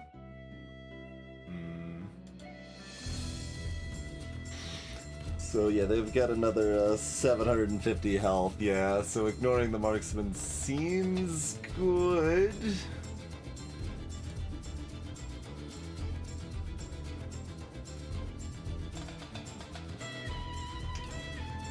Our snake survives one hit, and then we try to eat Crosby's face. Then we still have their Maurice to worry about, who is like a real threat too, but... Alright, I think this is what I'm gonna try. It's weird. I mean, the other option is just to be like, alright, we will use the Slayer space, we'll kill their second biggest threat first, and then just my units will probably wander over here and do whatever. While Crosby's sniping.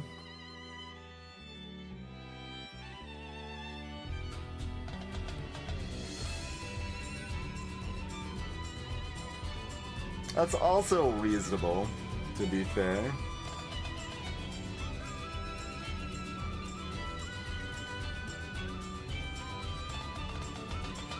It's not like I hate that route either, but...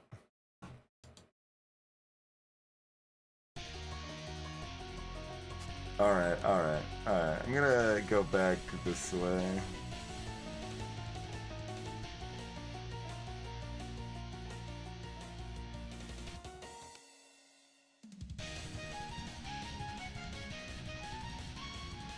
I think it's close though, but Maurice is enough of a real threat to be in like tier 3 and stuff. Alright, we're trying to like this. Is it our first loss, or can Teak carry? Just believe in Teak. Just believe in Teak. See you later, snake friend. Okay, we took out... Yeah, okay. That's great.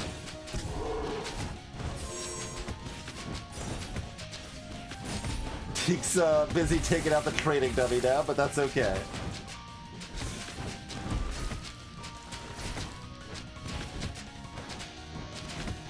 They're Bark summoning a bunch of decoys, but...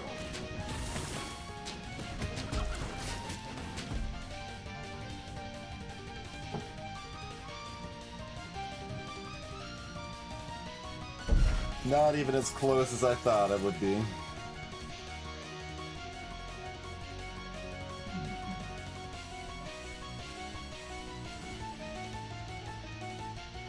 Well, currently they're full up on items.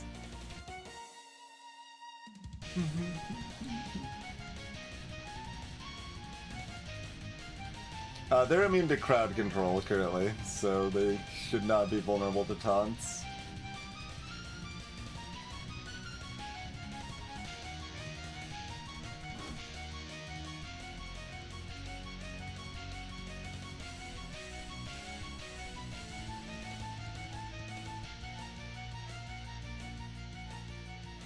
Yeah, we've got a lot of items on them. So we've got lifesteal, we've got that extra attack bolt that hits other units, and they've got crowd control immunity and ignore every sixth hit.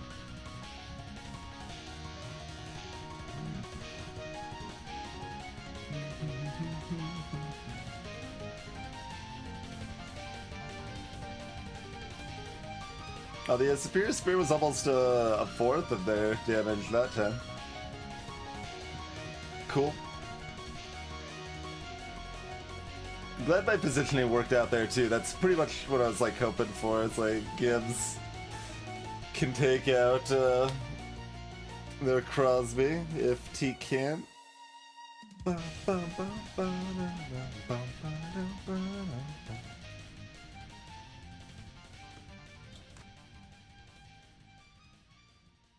Okay.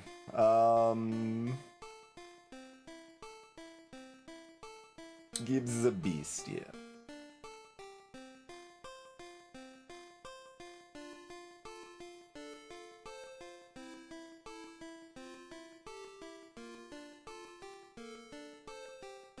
Clovered for the bear.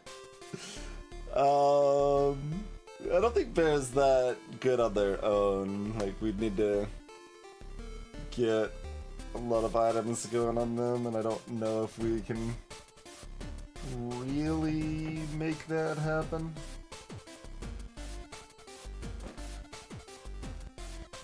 Oh, I thought I bought a clover last turn. Dang. I mean, I probably don't want to. Maybe I want to, though.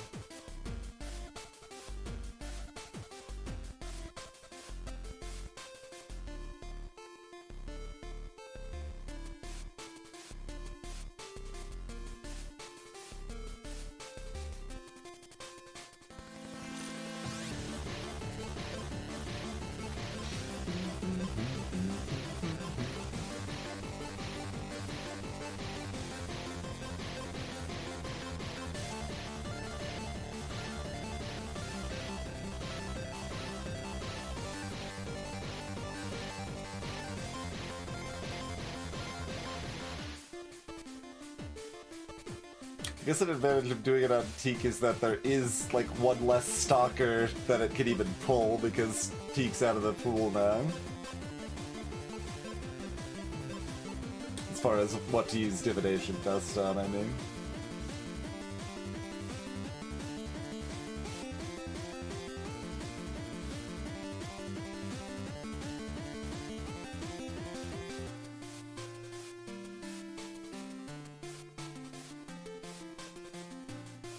But it's still the conundrum that if I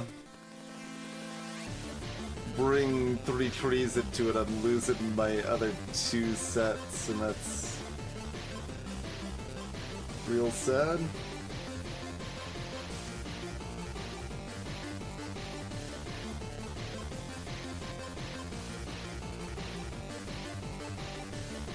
I mean, I could buy the next army size up already if I want to.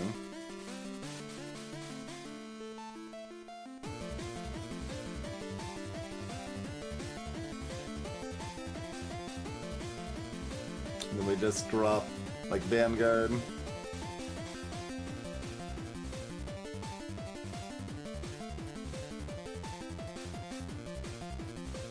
Don't hate it.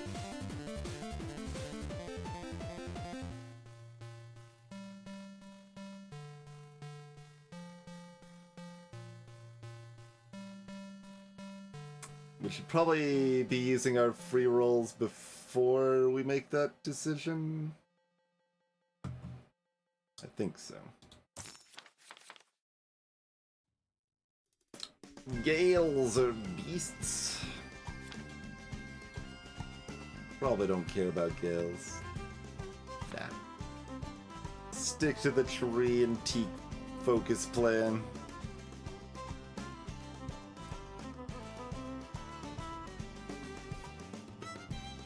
It's 3 scrappers. Like, you'd just be like, wait.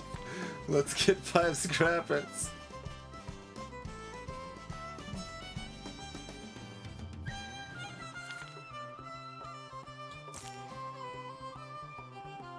Like, it is appealing.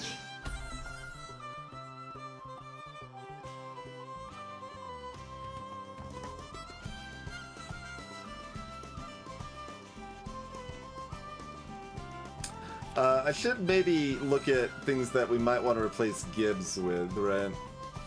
Like, we're not that committed to keeping Gibbs. Do we have any? It's Ghoul and Fey are other attributes of our other stalkers here, but like, how does Corvid compare to Gibbs here? I want them on the bench because that should be the accurate comparison, right? They're still showing something from somewhere. Oh, that's just the tier bonus. Yeah, okay.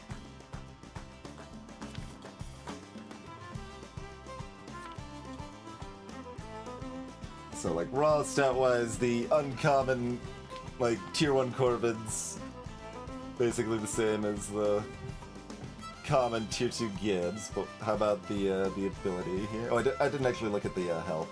Corvid's got a little less health, okay. And slightly more armor, so that's about a wash too, okay.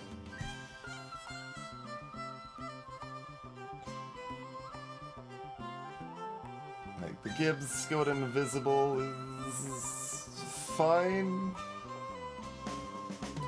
Corvid teleports behind your target, and stabs to deal 200% of attack damage, disarming for 2 seconds, leaving behind 2 knives. The next 2 attacks disintegrate a knife, dealing more damage. And it casts faster? Yeah? I mean, it's better, I think.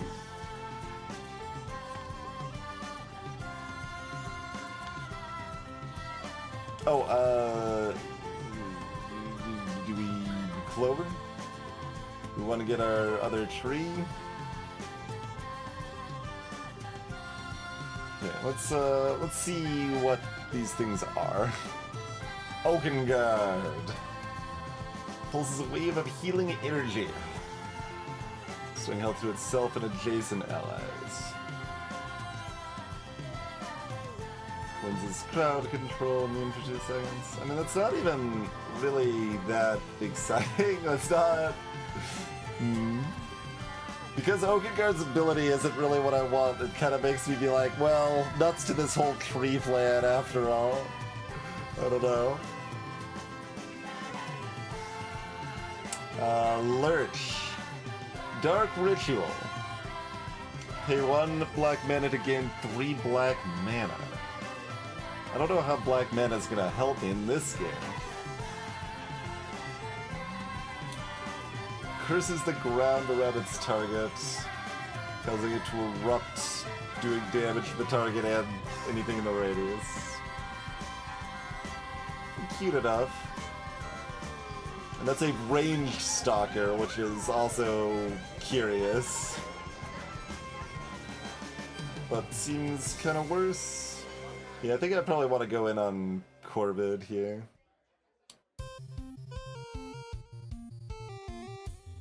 Yeah, the Dark Ritual's kind of strong, it seems like, although it is a pretty slow cast.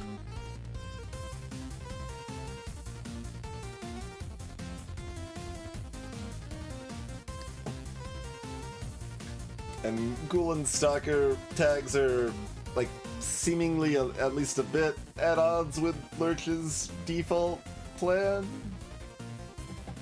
But I might be wrong.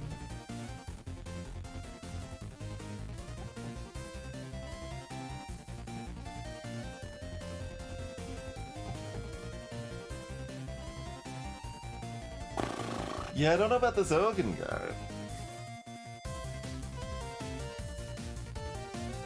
I don't really have the vibes for,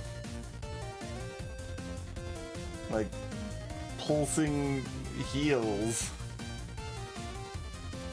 It happens a lot, and they do cutely have 2 range at least, but...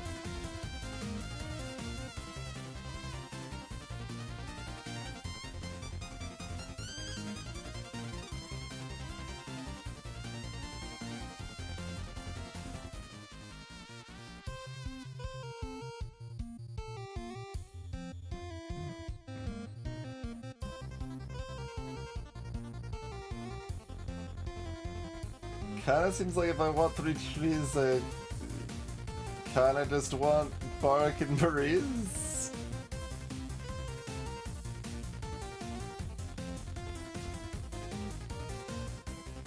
Also kinda looking at the reptile situation, like 5 reptiles is gotta be kinda good, right? And we already know we like Prince Harming as just a general thing.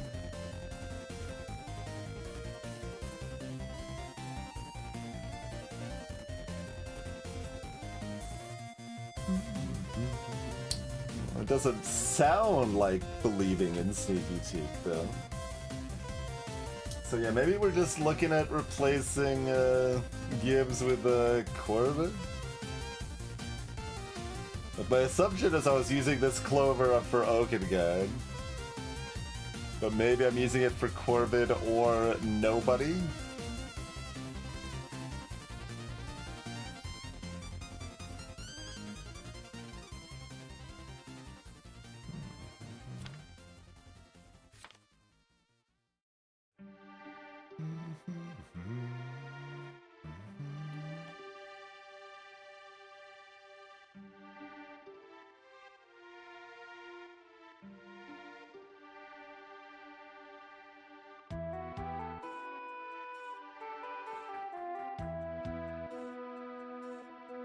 Yeah, we're probably not going to Phaeton.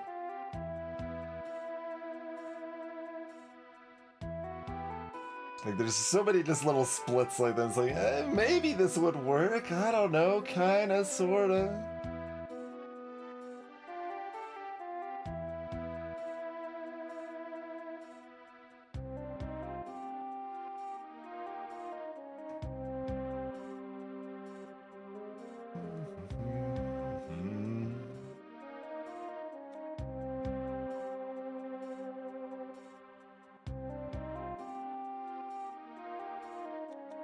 Yeah, maybe I'm just not on the tree plan.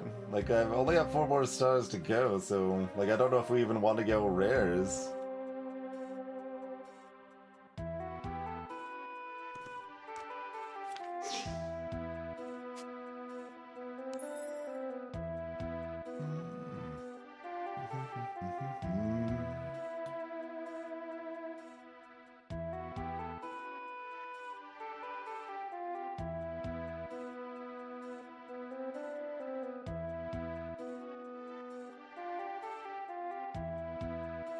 And I mean, I could still go trees with the others here.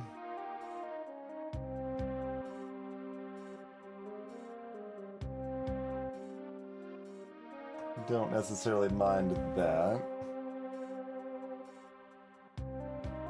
Just kind of a question of if that's better than the Vanguard situation.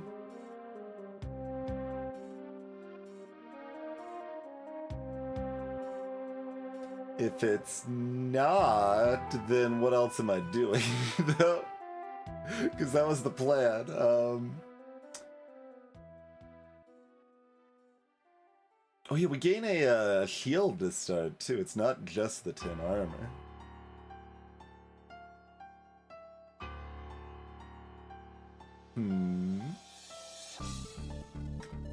There is that elemental uncommon Vanguard that's decent and would do better than this Bulwark, at least.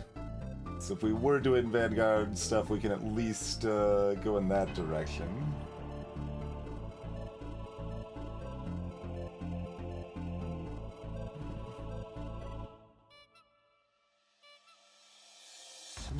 Max HP and attack damage, and it keeps happening. But how long does it really... Well, like, how long was the last fight?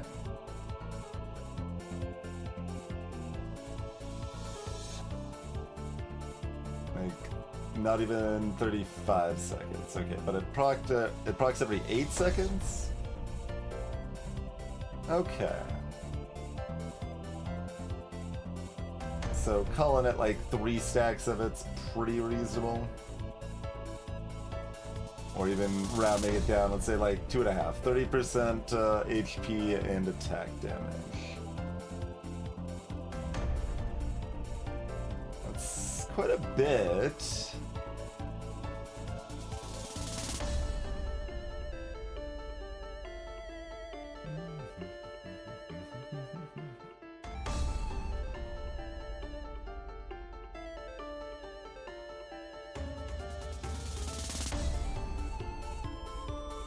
Versus 10 armor and sort of 15% HP, but applying it to more units. I think I'm down for the tree. Go tree reptile rather than reptile vanguard. I think that makes sense, and it's also it's a way to focus more power onto Sneaky T. So that's a good thing, right? Okay, and then we've also got uncommon reptiles. That is the max HP or the spell power. I mean, like, the armor and attack damage actually like more here, but if they are better otherwise, it's worth considering.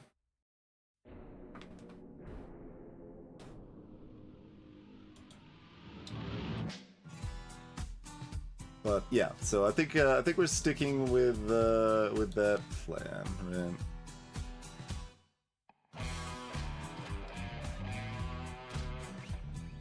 Do I want to just buy the army size now so I can't change my mind in 5 minutes?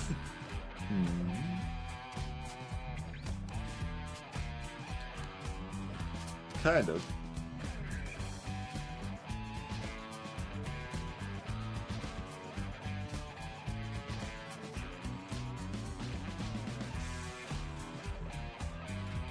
Who is our best divination target? So if we do it on Teak, we've got 3 hits we're interested in. Greetings, Headfirst.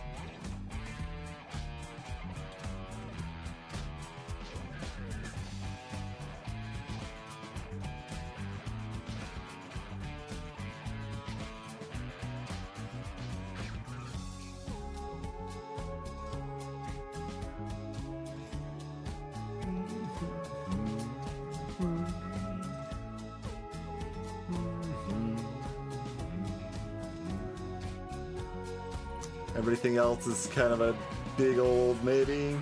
I think it's just Teak. Okay. I'm just gonna go ahead and divine. Divine for me. Hello, it's Maurice. Pretty good.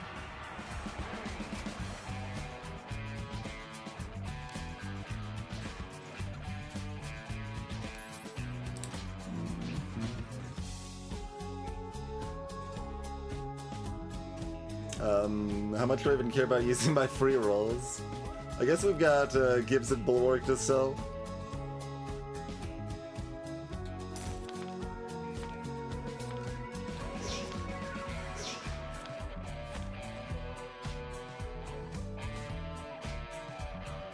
It's a bear!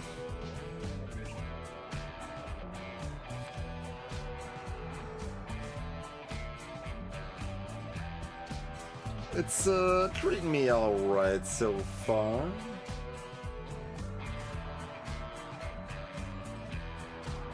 I think the opposition this early on is probably easy enough that we could care less, but...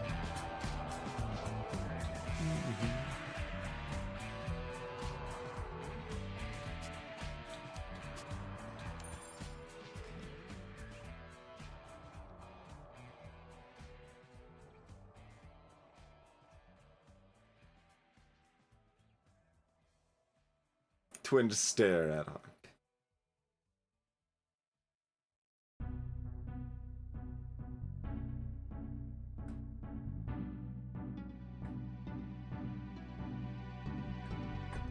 I've got $22. We should buy items, probably, right? I could give lifesteal to my other assassin.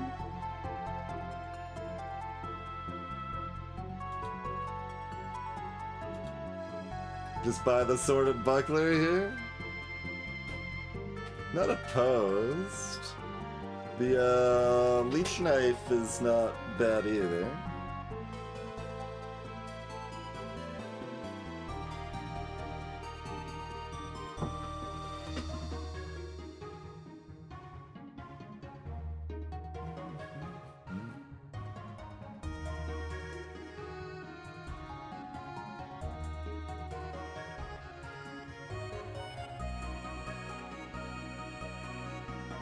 Like, Leech Knife should be better at killing faster. The other line is just more sustainable.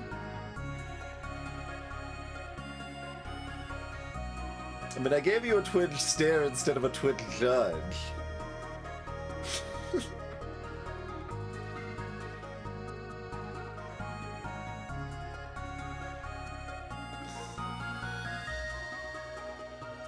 It's not worthy of a twitch smirk, though.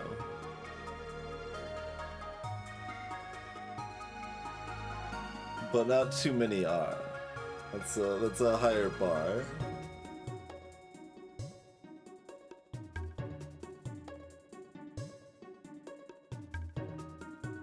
Yeah, alright, let's, Leech Knife Corbin and just believe in my stalkers. And then the rest of the team is here. I mean, the tree folk want to do a more sustained sort of thing, so if I am doing the tree folk thing at all, even with just 3, I should maybe go the lifesteal route instead. It's a little more expensive though, it costs 2 more gold.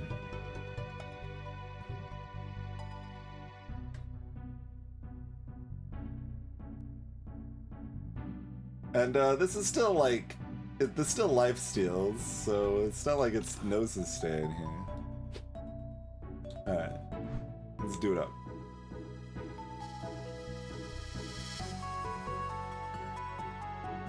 Can't get immediate value off of this common duplicator, but yeah, alright. What do you got for me?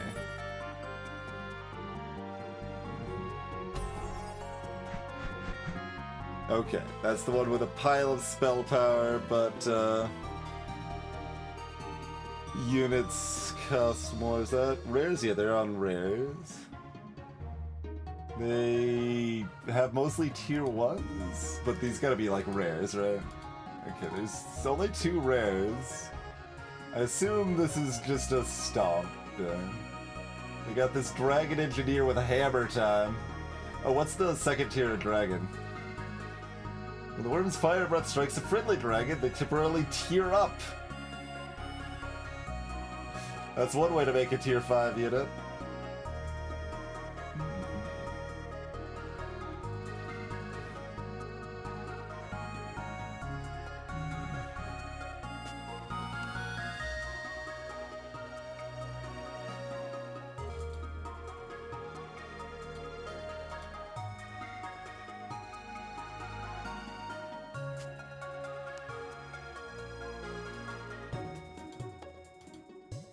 Okay, you are both pretty much equally tank, although Shelly can tank extra. Although I don't actually know which order we want them in given that, because one of them will potentially be attacked by 2 things to start, but then one could be... yeah, whichever. Alright.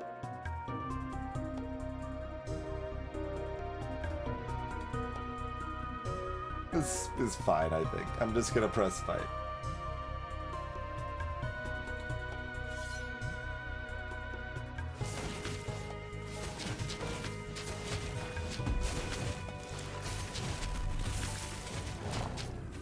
There's the dragons. Oh, that leech knife healing was actually a lot. Well, that's a loss they won't soon forget.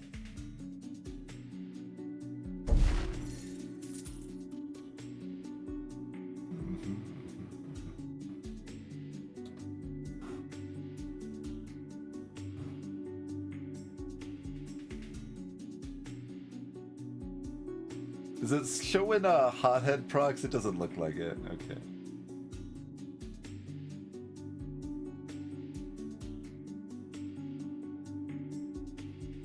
Yeah, they actually healed more from the leech knife than Teak healed from their lifesteal. Although Teak might have just taken less damage, so they might not have been able to lifesteal, I'm not sure.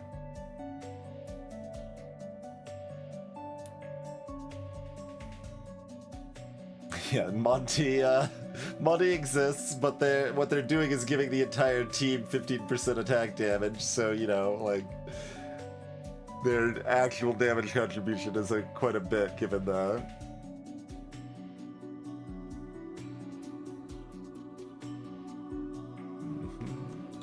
Alright, working pretty smoothly here.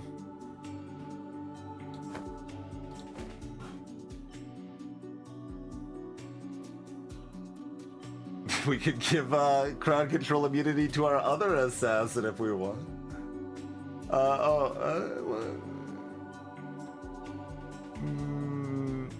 No, okay. I don't think so on the Marksman Warbender.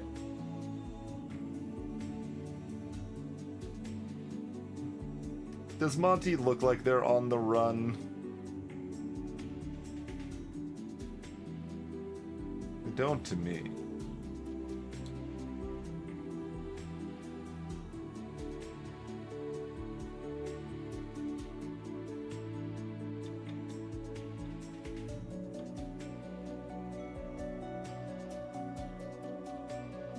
We have access to buy uncommon duplicators now.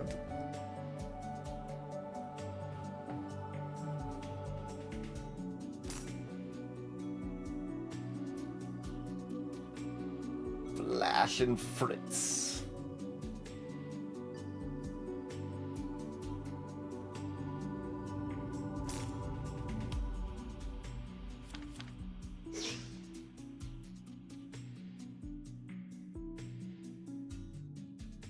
See, this is glowing because I have it, but didn't we have in the earlier run tonight the Baylor wasn't glowing because it wasn't on the field? I thought it needed to be on the field. Maybe it was glowing and I just didn't even register it. That's certainly possible.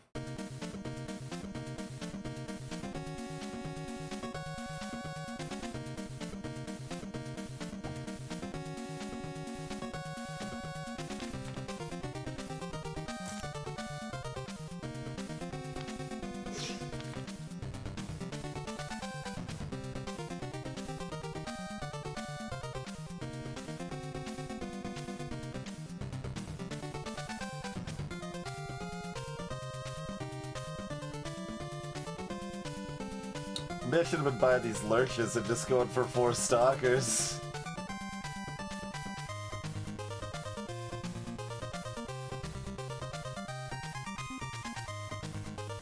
I still can. Like 4 stalkers, 2 trees. I mean, at that point, 4 stalkers, 2 reptiles is better, I think. Oh yeah, you're right, Adak, because I had none of them. No, you're right. You're right. Yes.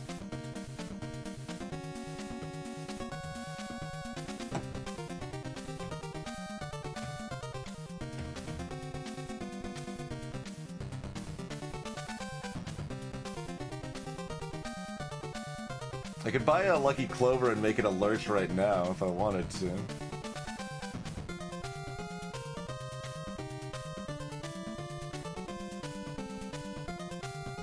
Interesting.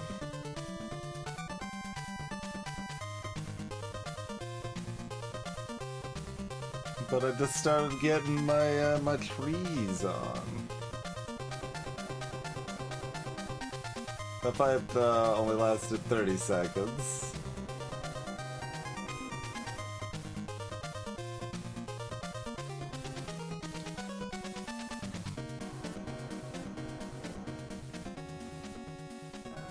And assumedly, like, losing one, like, you're still fighting opponents that have played the same number of rounds as you, right? Like, the hope is just to win them all and, like, out DPS things before we fall behind from not having any rares. is pretty much the goal.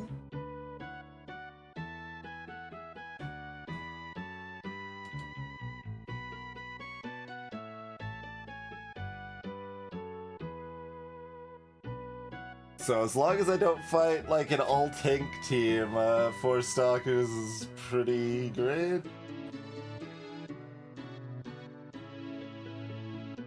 Well, pretty great, like, I mean, it's fine, right? Shelly can just get wrecked by the enemy team, it's fine.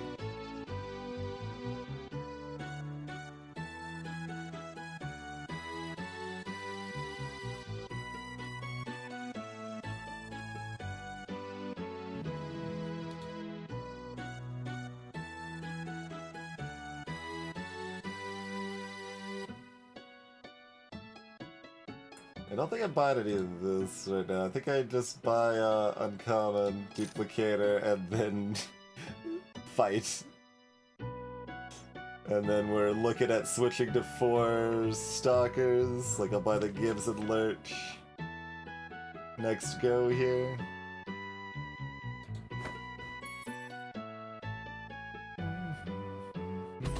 They...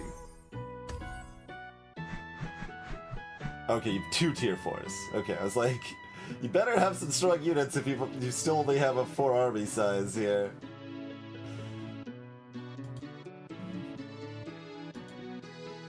Got a Mickey and a Sparkles. I've got Scrappers. Okay.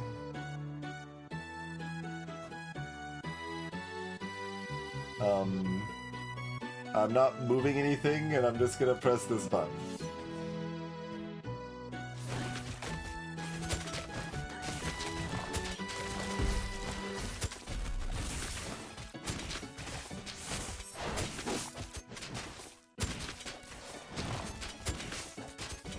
They're going after Monty. That's okay. My splash damage from Teak is taking them out.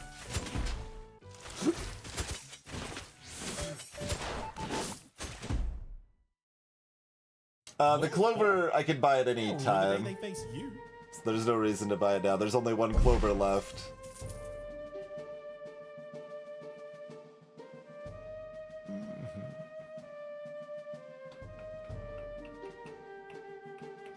Wand of Missiles.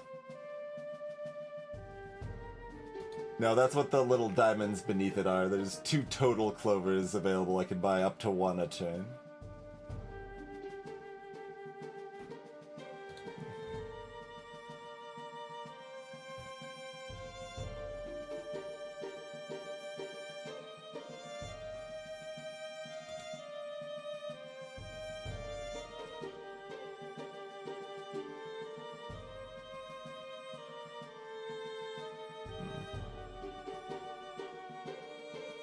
Oh, I don't think so, but maybe.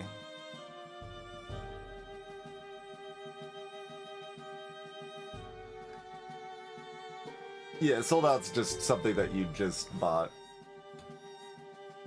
So if I bought, like, Divination Dust, even though there's 2 diamonds, it would show this sold out because I can't buy more this turn.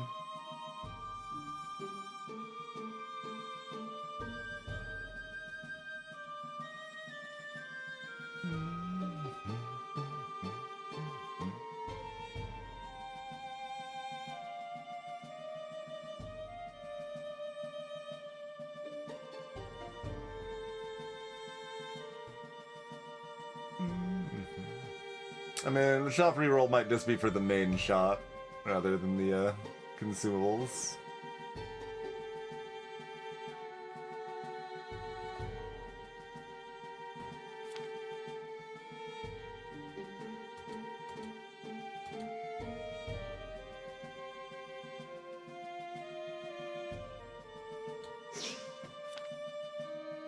It might be more confusing to remove the button on the consumable page, though. Even if that is the case.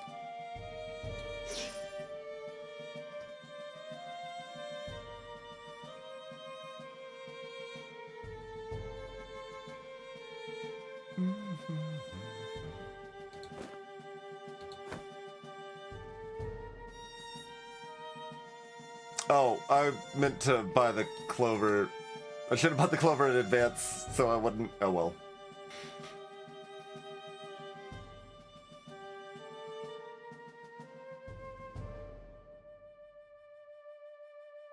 There's nothing else we want to clover here right now. Okay.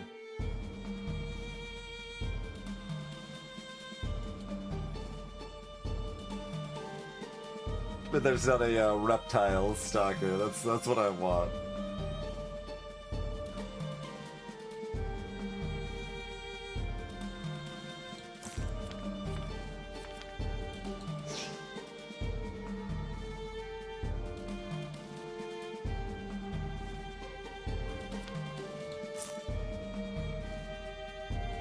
Unfortunate.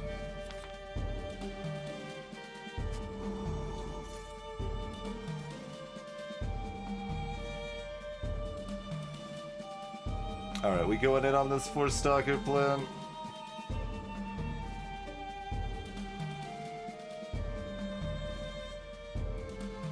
It's a bit questionable. Stalkers do get a ton of damage to start, though. Let's do it. Farewell, Maurice.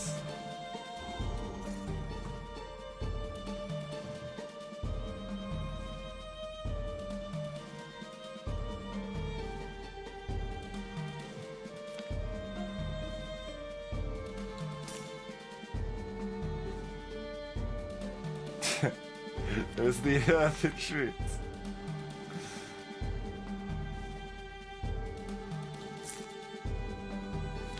Well, Shelly is the least powerful power roll we could have gotten.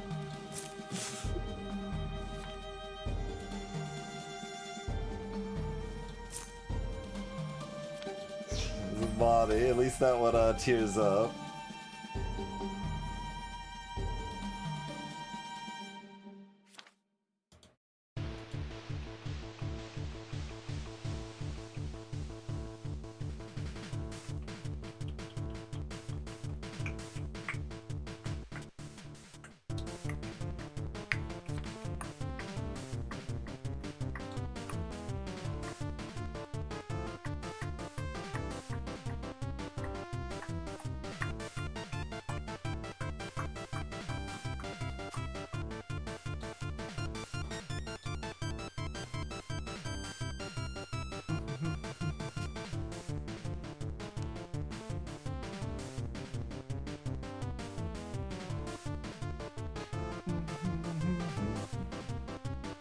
Get $9.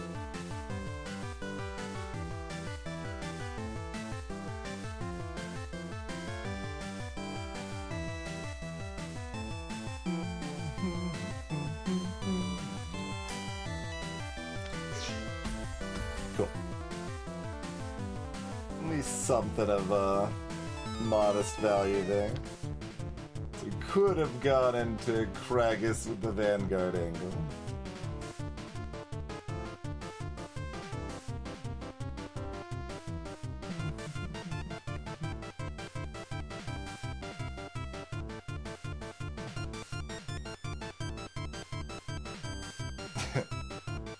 Sure.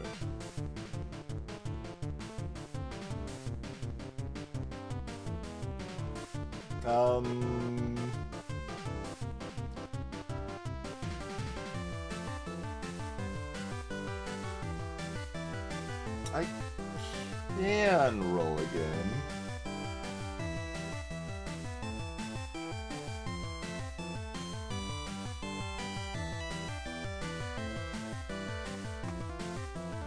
Basically just want another Corvin, then I can drop the uncommon dupe token on her.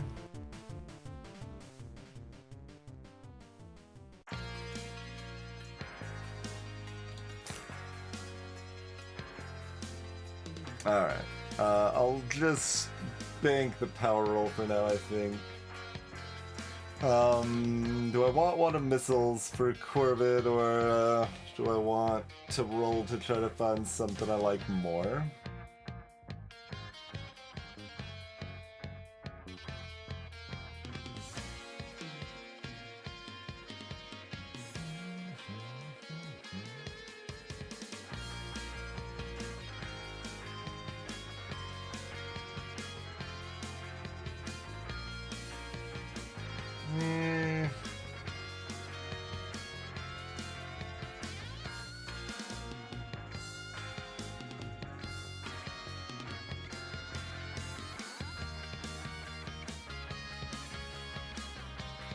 It's okay. It's very okay.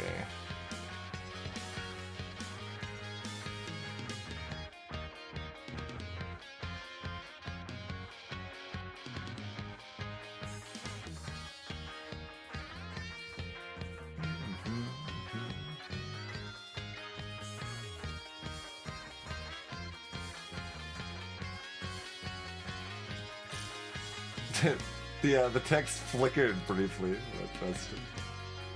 Sealed scroll. That is worse.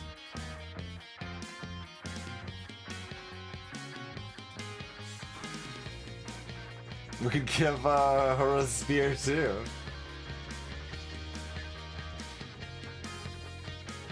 We could grace her gauntlets. Well, grace my gauntlets.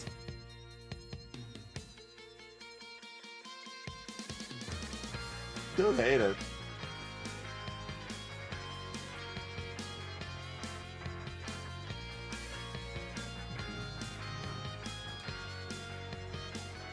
Alright, they've already got the Leech Knight Sheath, okay.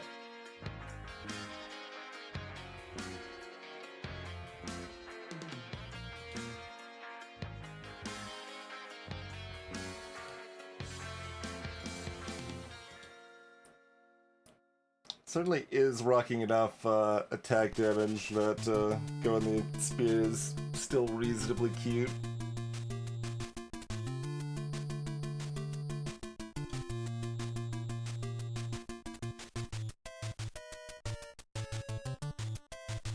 What's disarm do again? Like, I think they just can't do anything. Well, they can't attack, right? They can still use their special, but they can't do their normal attack at all.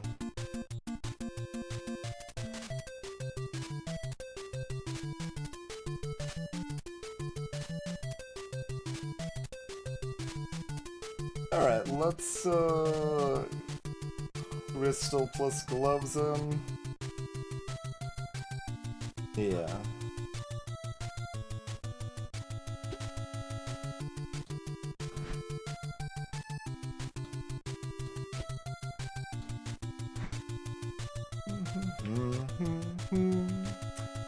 And then we're taking a break, and then we're hopping back and hopefully crushing all remaining opposition. So, yeah, see you in about 5 minutes.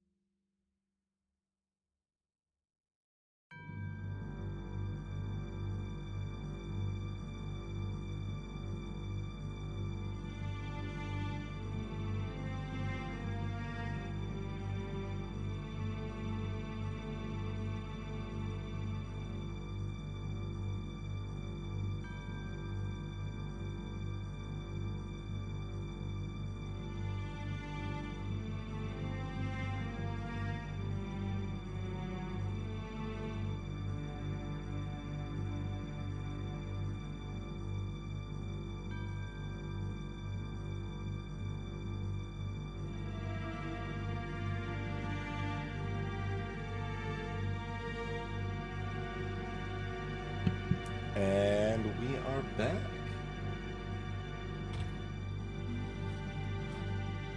Okay, I'm ready to dance, I think.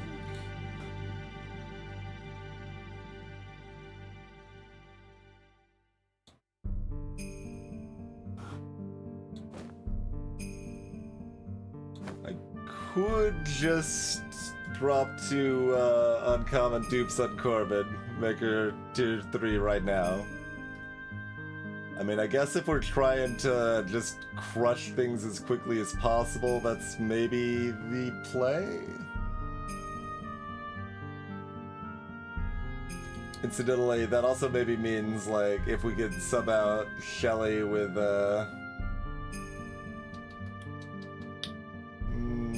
no, Prince Harming is rare.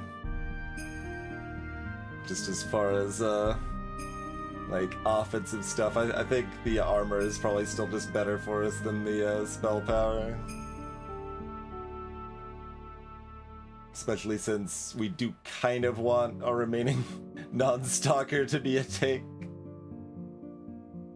You could get cute and, like, run another tier 1 stalker on the board and, like, just run all stalkers. Like, that would probably actually work okay. But, yeah? I feel like I'm down.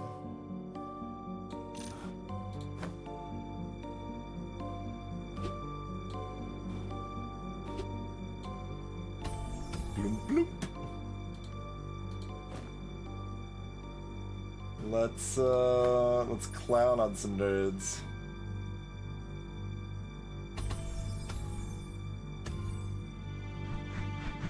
What do they got? They got 2 reptiles, 4 defilers, and 2 fae.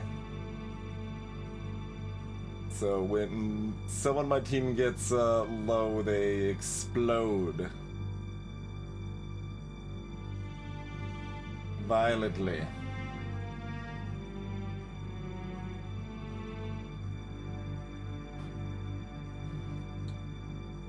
And they've got Shelly and Monty. Yep.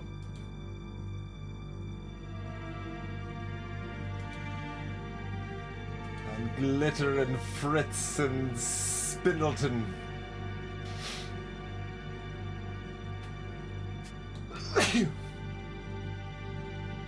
So since this is a ranged stalker, I'm gonna put it up here so that it hopefully jumps like over here and starts dancing with Monty's kind of my thought.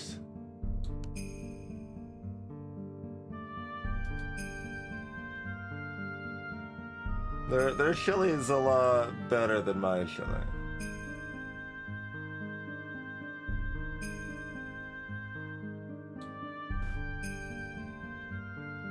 But that's okay. We're here to stalk their backline. And my Shelly will hopefully be near no one else when they explode. Let's do it.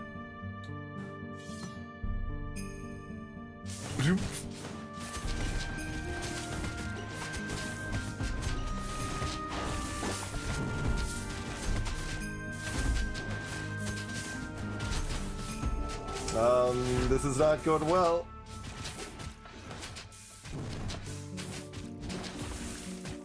Teek's healing back up though.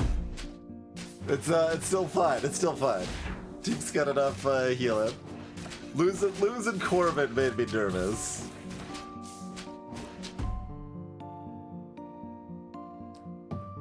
I should have watched closer at the beginning. Did anyone see if our ghoul like jumped over here and kept range with their stalker nature? We're offered Sky versus Chiodini again.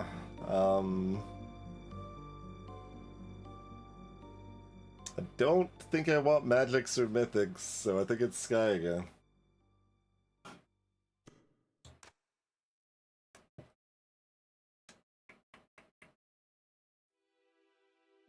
Just 2 components of my choice. Additional item slot. Oh, we could have a ballista. Cute.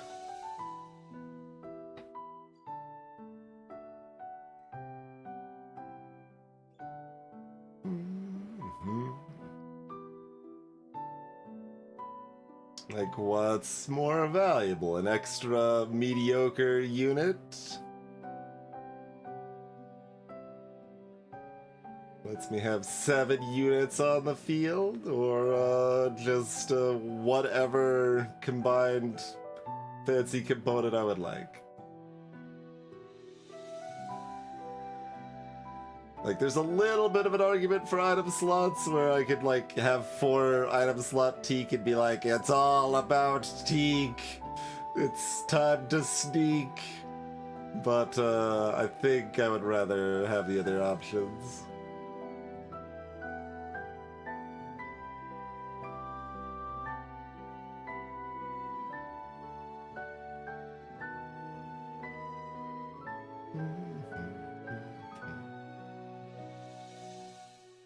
It's, seems close.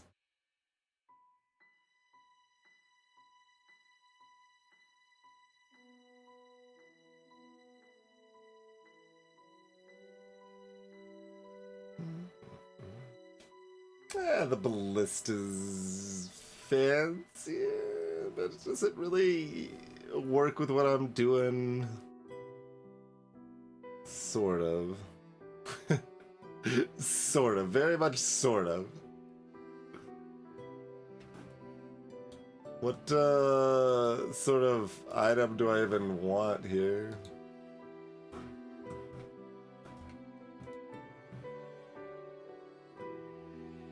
Like, what's, Corbin's last smash here?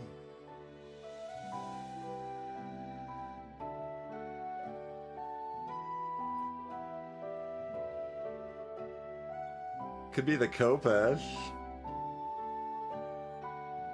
Don't hate that.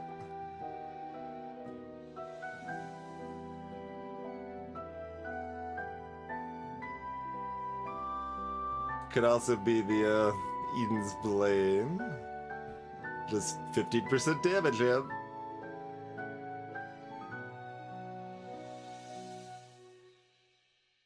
Make it a multiplier. I mean, we could also just bring in the Blessed Blade, right? Like, we could just give the life steal and that might give her enough sustain to stay alive.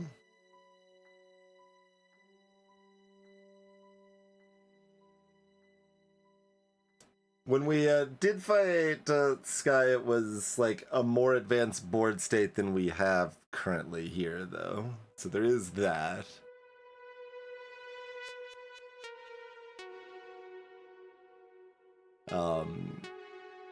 I'm still not saying it's gonna make like a massive impact, but it will be comparatively stronger than it was at those in-game situations.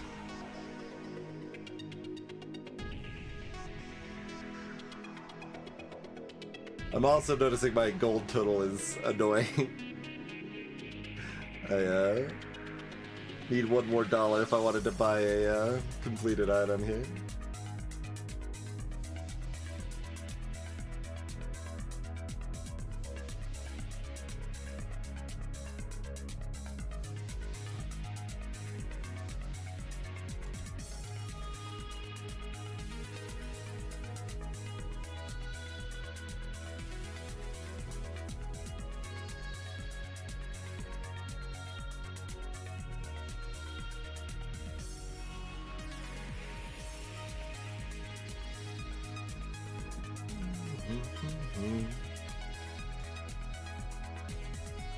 And apparently this spot doesn't get re-randomized, it just stays here for the rest of the whole run.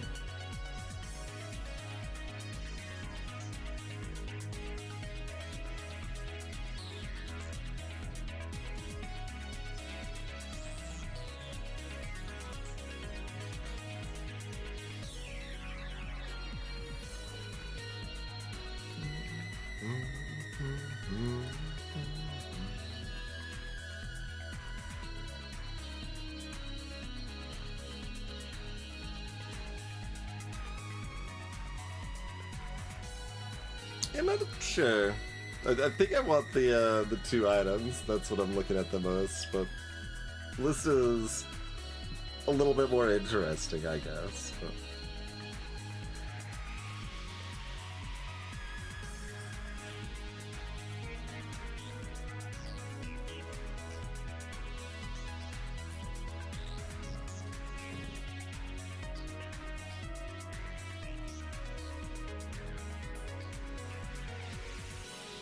The Unity Orb makes some decent sense too.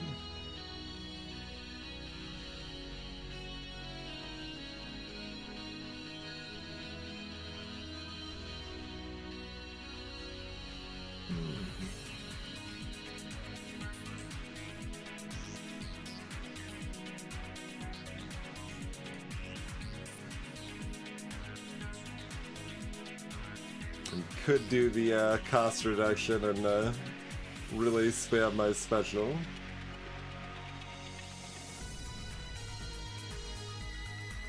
I don't think that's the way I want to go here, though.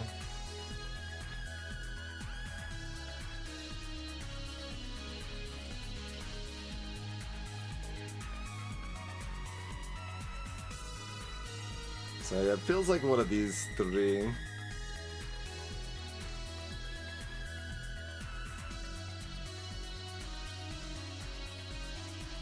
Like, this nicely brings us up to the soft armor cap and just makes us a lot more sustainable with all that lifesteal.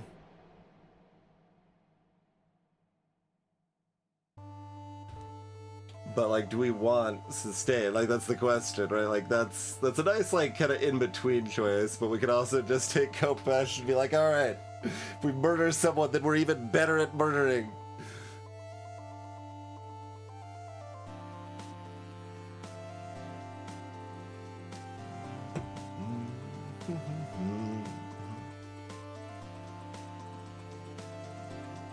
And while this is an interesting general purpose thing, this is also an okay general purpose thing, right? Like, the stats are all good.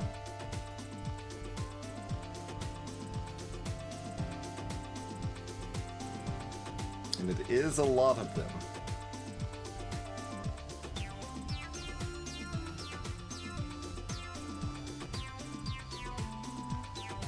Like, that still gives us the soft armor cap while also adding some attack speed, which we're kind of low on compared to how high our attack damage is.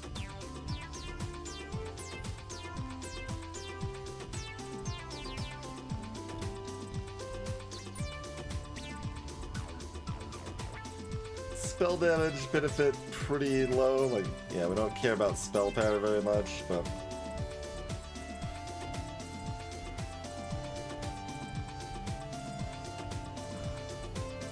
Alright. I've spent too long looking at the items that everyone's gonna hate me by don't take... I can always buy one of these two and keep the prismatic in case we lose, too. Well, I should probably equip it on someone else, right?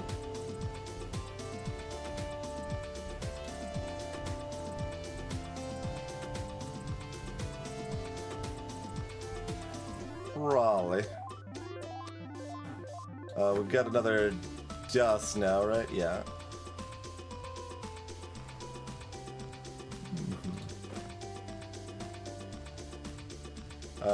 Who we dusting? Do we want to roll a little bit before we figure out who we're dusting?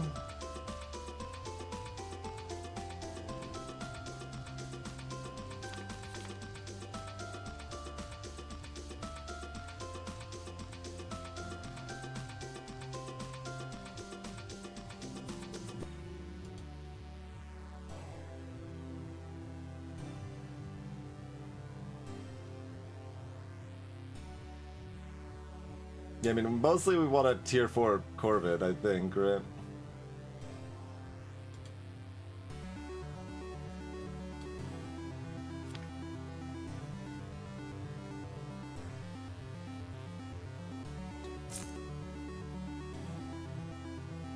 So whatever that looks like.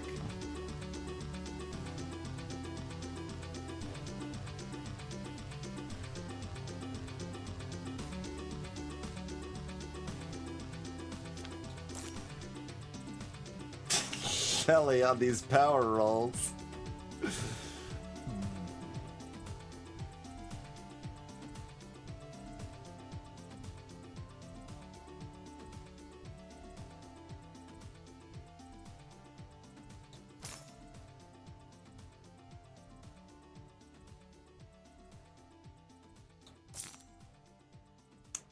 Okay, that was a Shelly and a Gibbs at least.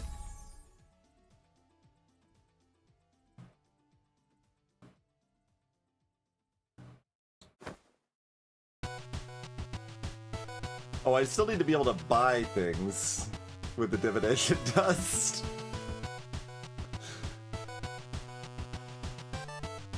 Awkward.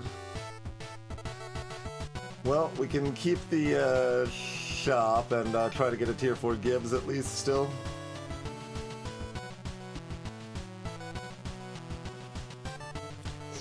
That's good enough. We hit mostly phase instead of stalkers there. Were we supposed to do Teak still? I mean, I kind of wanted Corbett specifically, so it's a little more likely we hit Corbett if we do it that way, but...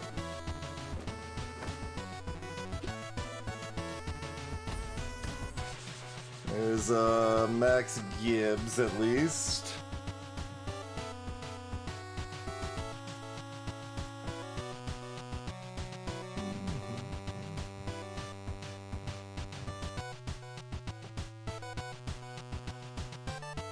Okay, I still hadn't decided what I wanted.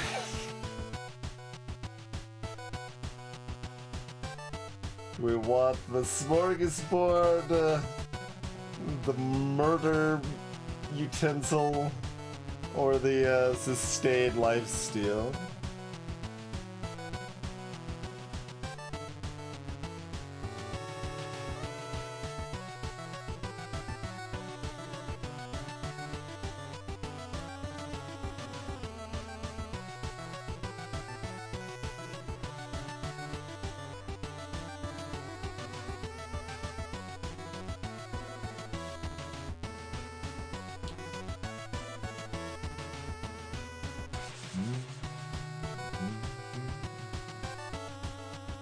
Did Gibbs just fall over dead last time? Like, it did no damage. Shelly did 50. I know Shelly fell over dead. That was to be expected. Both sides were high damage teams.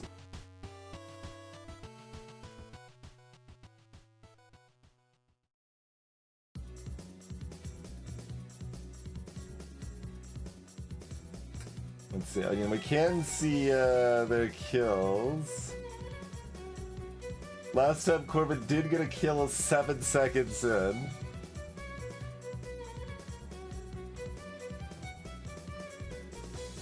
I don't know, there's a bunch of stalkers though, like Corbin's fighting Teak for those first kills. I think we gotta not take the Kopej. So that leaves us with either the lifesteal or the smorgasbord. So would we rather have 25% lifesteal or 20% health, 12% attack speed, 2 mana gen, and 20 spell power?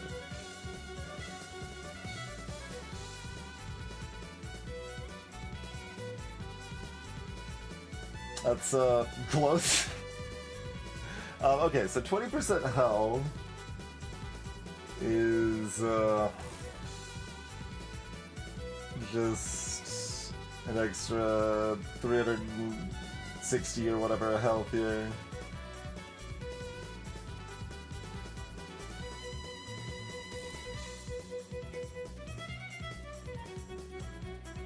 And then we have the attack speed also. Yeah, I think we can go for the Unity room here.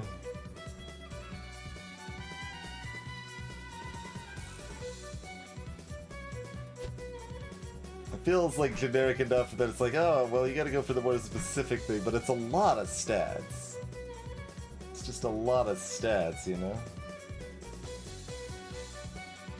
Hey, my 360 estimate was exactly correct.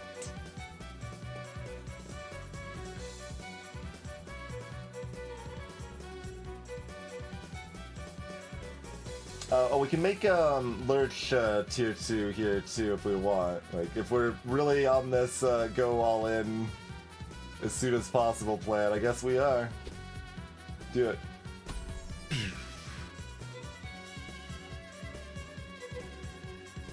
So then we're buying some random mediocrity for Gibbs or something here? Or Lurch? Gibbs sure does have a lot more attack damage.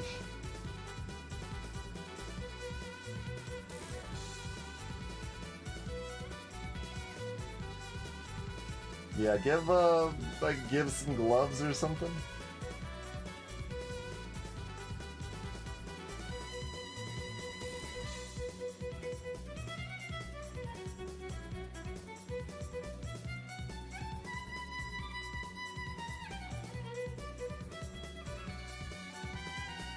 Sure. We'll just, like I said, basically just go all in, making it as strong as we possibly can here. And try to close it out right now.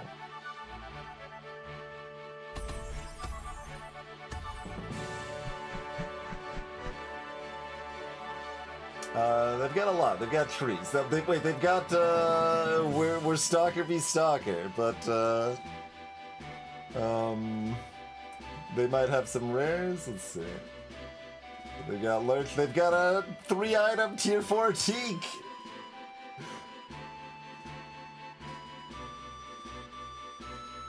Oakenguard. Yeah, there they go. We got a tier 2 rare Noctis here.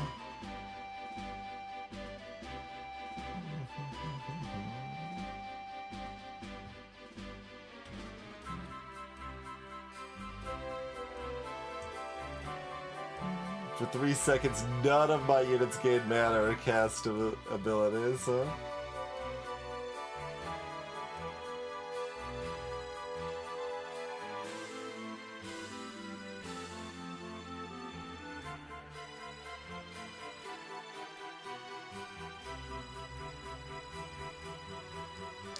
I don't know. They're not Nocturne unless when they actually use their ability, it's all like darkness. That's really an important part of the kit.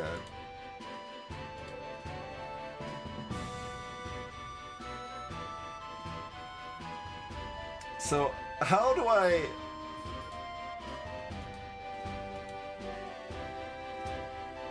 Like, what happens here in the Stalker mirror here? And they're also a hothead, even. Which, I mean, I guess makes some sense since that started with the Stalkers? Or was that a separate thing? I don't know if those were correlated or not.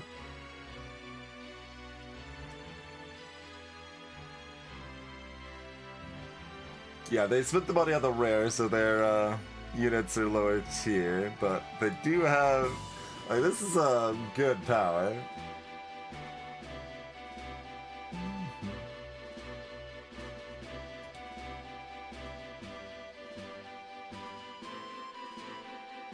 Yeah, the other ones are just here to make Teak better by getting the Tree Folk bonus, but yeah, the Tree Folk bonus is not great when only one person really benefits a lot from it. Their team's basically 2 guys. I mean, my team's basically 2 guys, but I have, like... I kind of have a 3rd guy.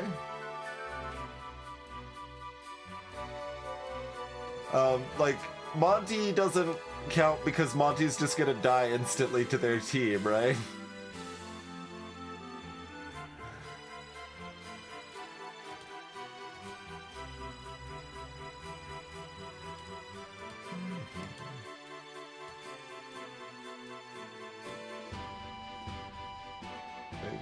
Appear in the enemy backline.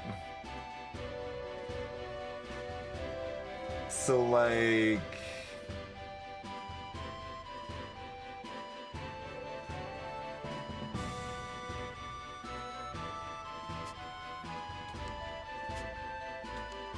Huh?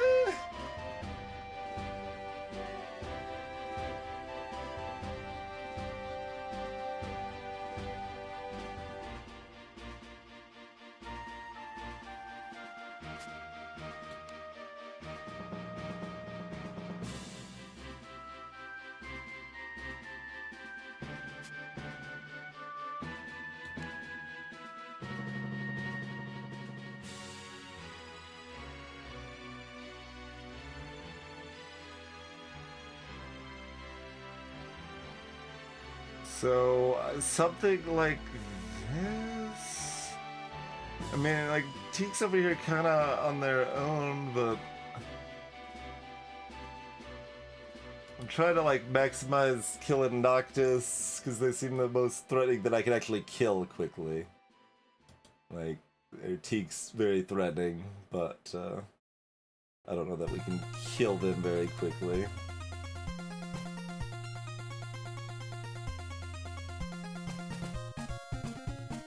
I wonder if Stifle counts as crowd control. Wonder if I hover over this, if it says anything. Prevent units from acting. So that does include Stifle. Okay.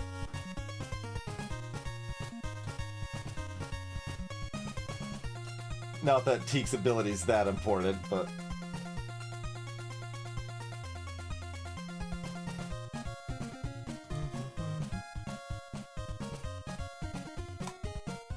Nearest the most foes. Yeah, I mean...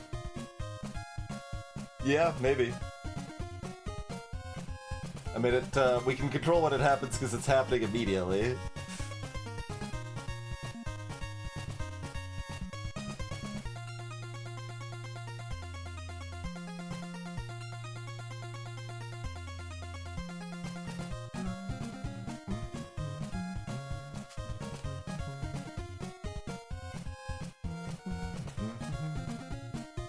I think I'm doing this. This might go here, though, actually. Okay, I'll do that. Alright, let's dance. Poof!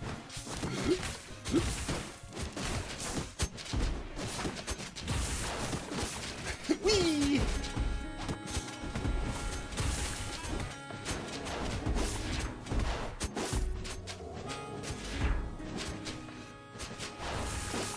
It's like we have a Teak and a friend versus their Teak, which I assume is gonna solidly win. Yes, okay. Very good.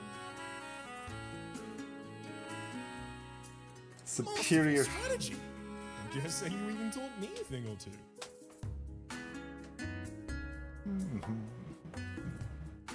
Not enough to get out of bronze, alas.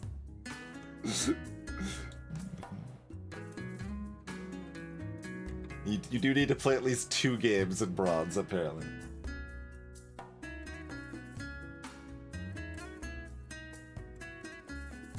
But yeah, assumedly we could have lost 3 times, you know, and we lost 0 times. There were like 2 or 3 fights in there that were actually somewhat threatening, I would say. So it wasn't like all like super free. I think they were all still players rather than like terrible bots, other than maybe like the first one or something, but... Oh, Corbin actually solidly outdamaged Teak there.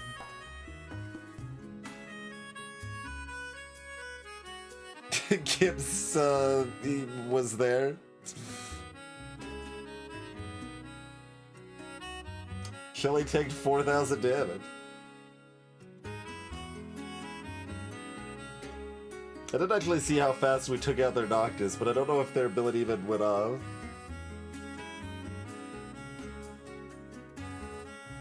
Yeah, I mean, that was touched on earlier, like, being able to reposition means that everybody wins more often, and that's okay. And it would also be kind of random BS if you couldn't to some extent. Like, there's some cute things you can do with predicting what an unknown opponent is gonna position, but, like, it's mostly gonna be a feels bad, I think.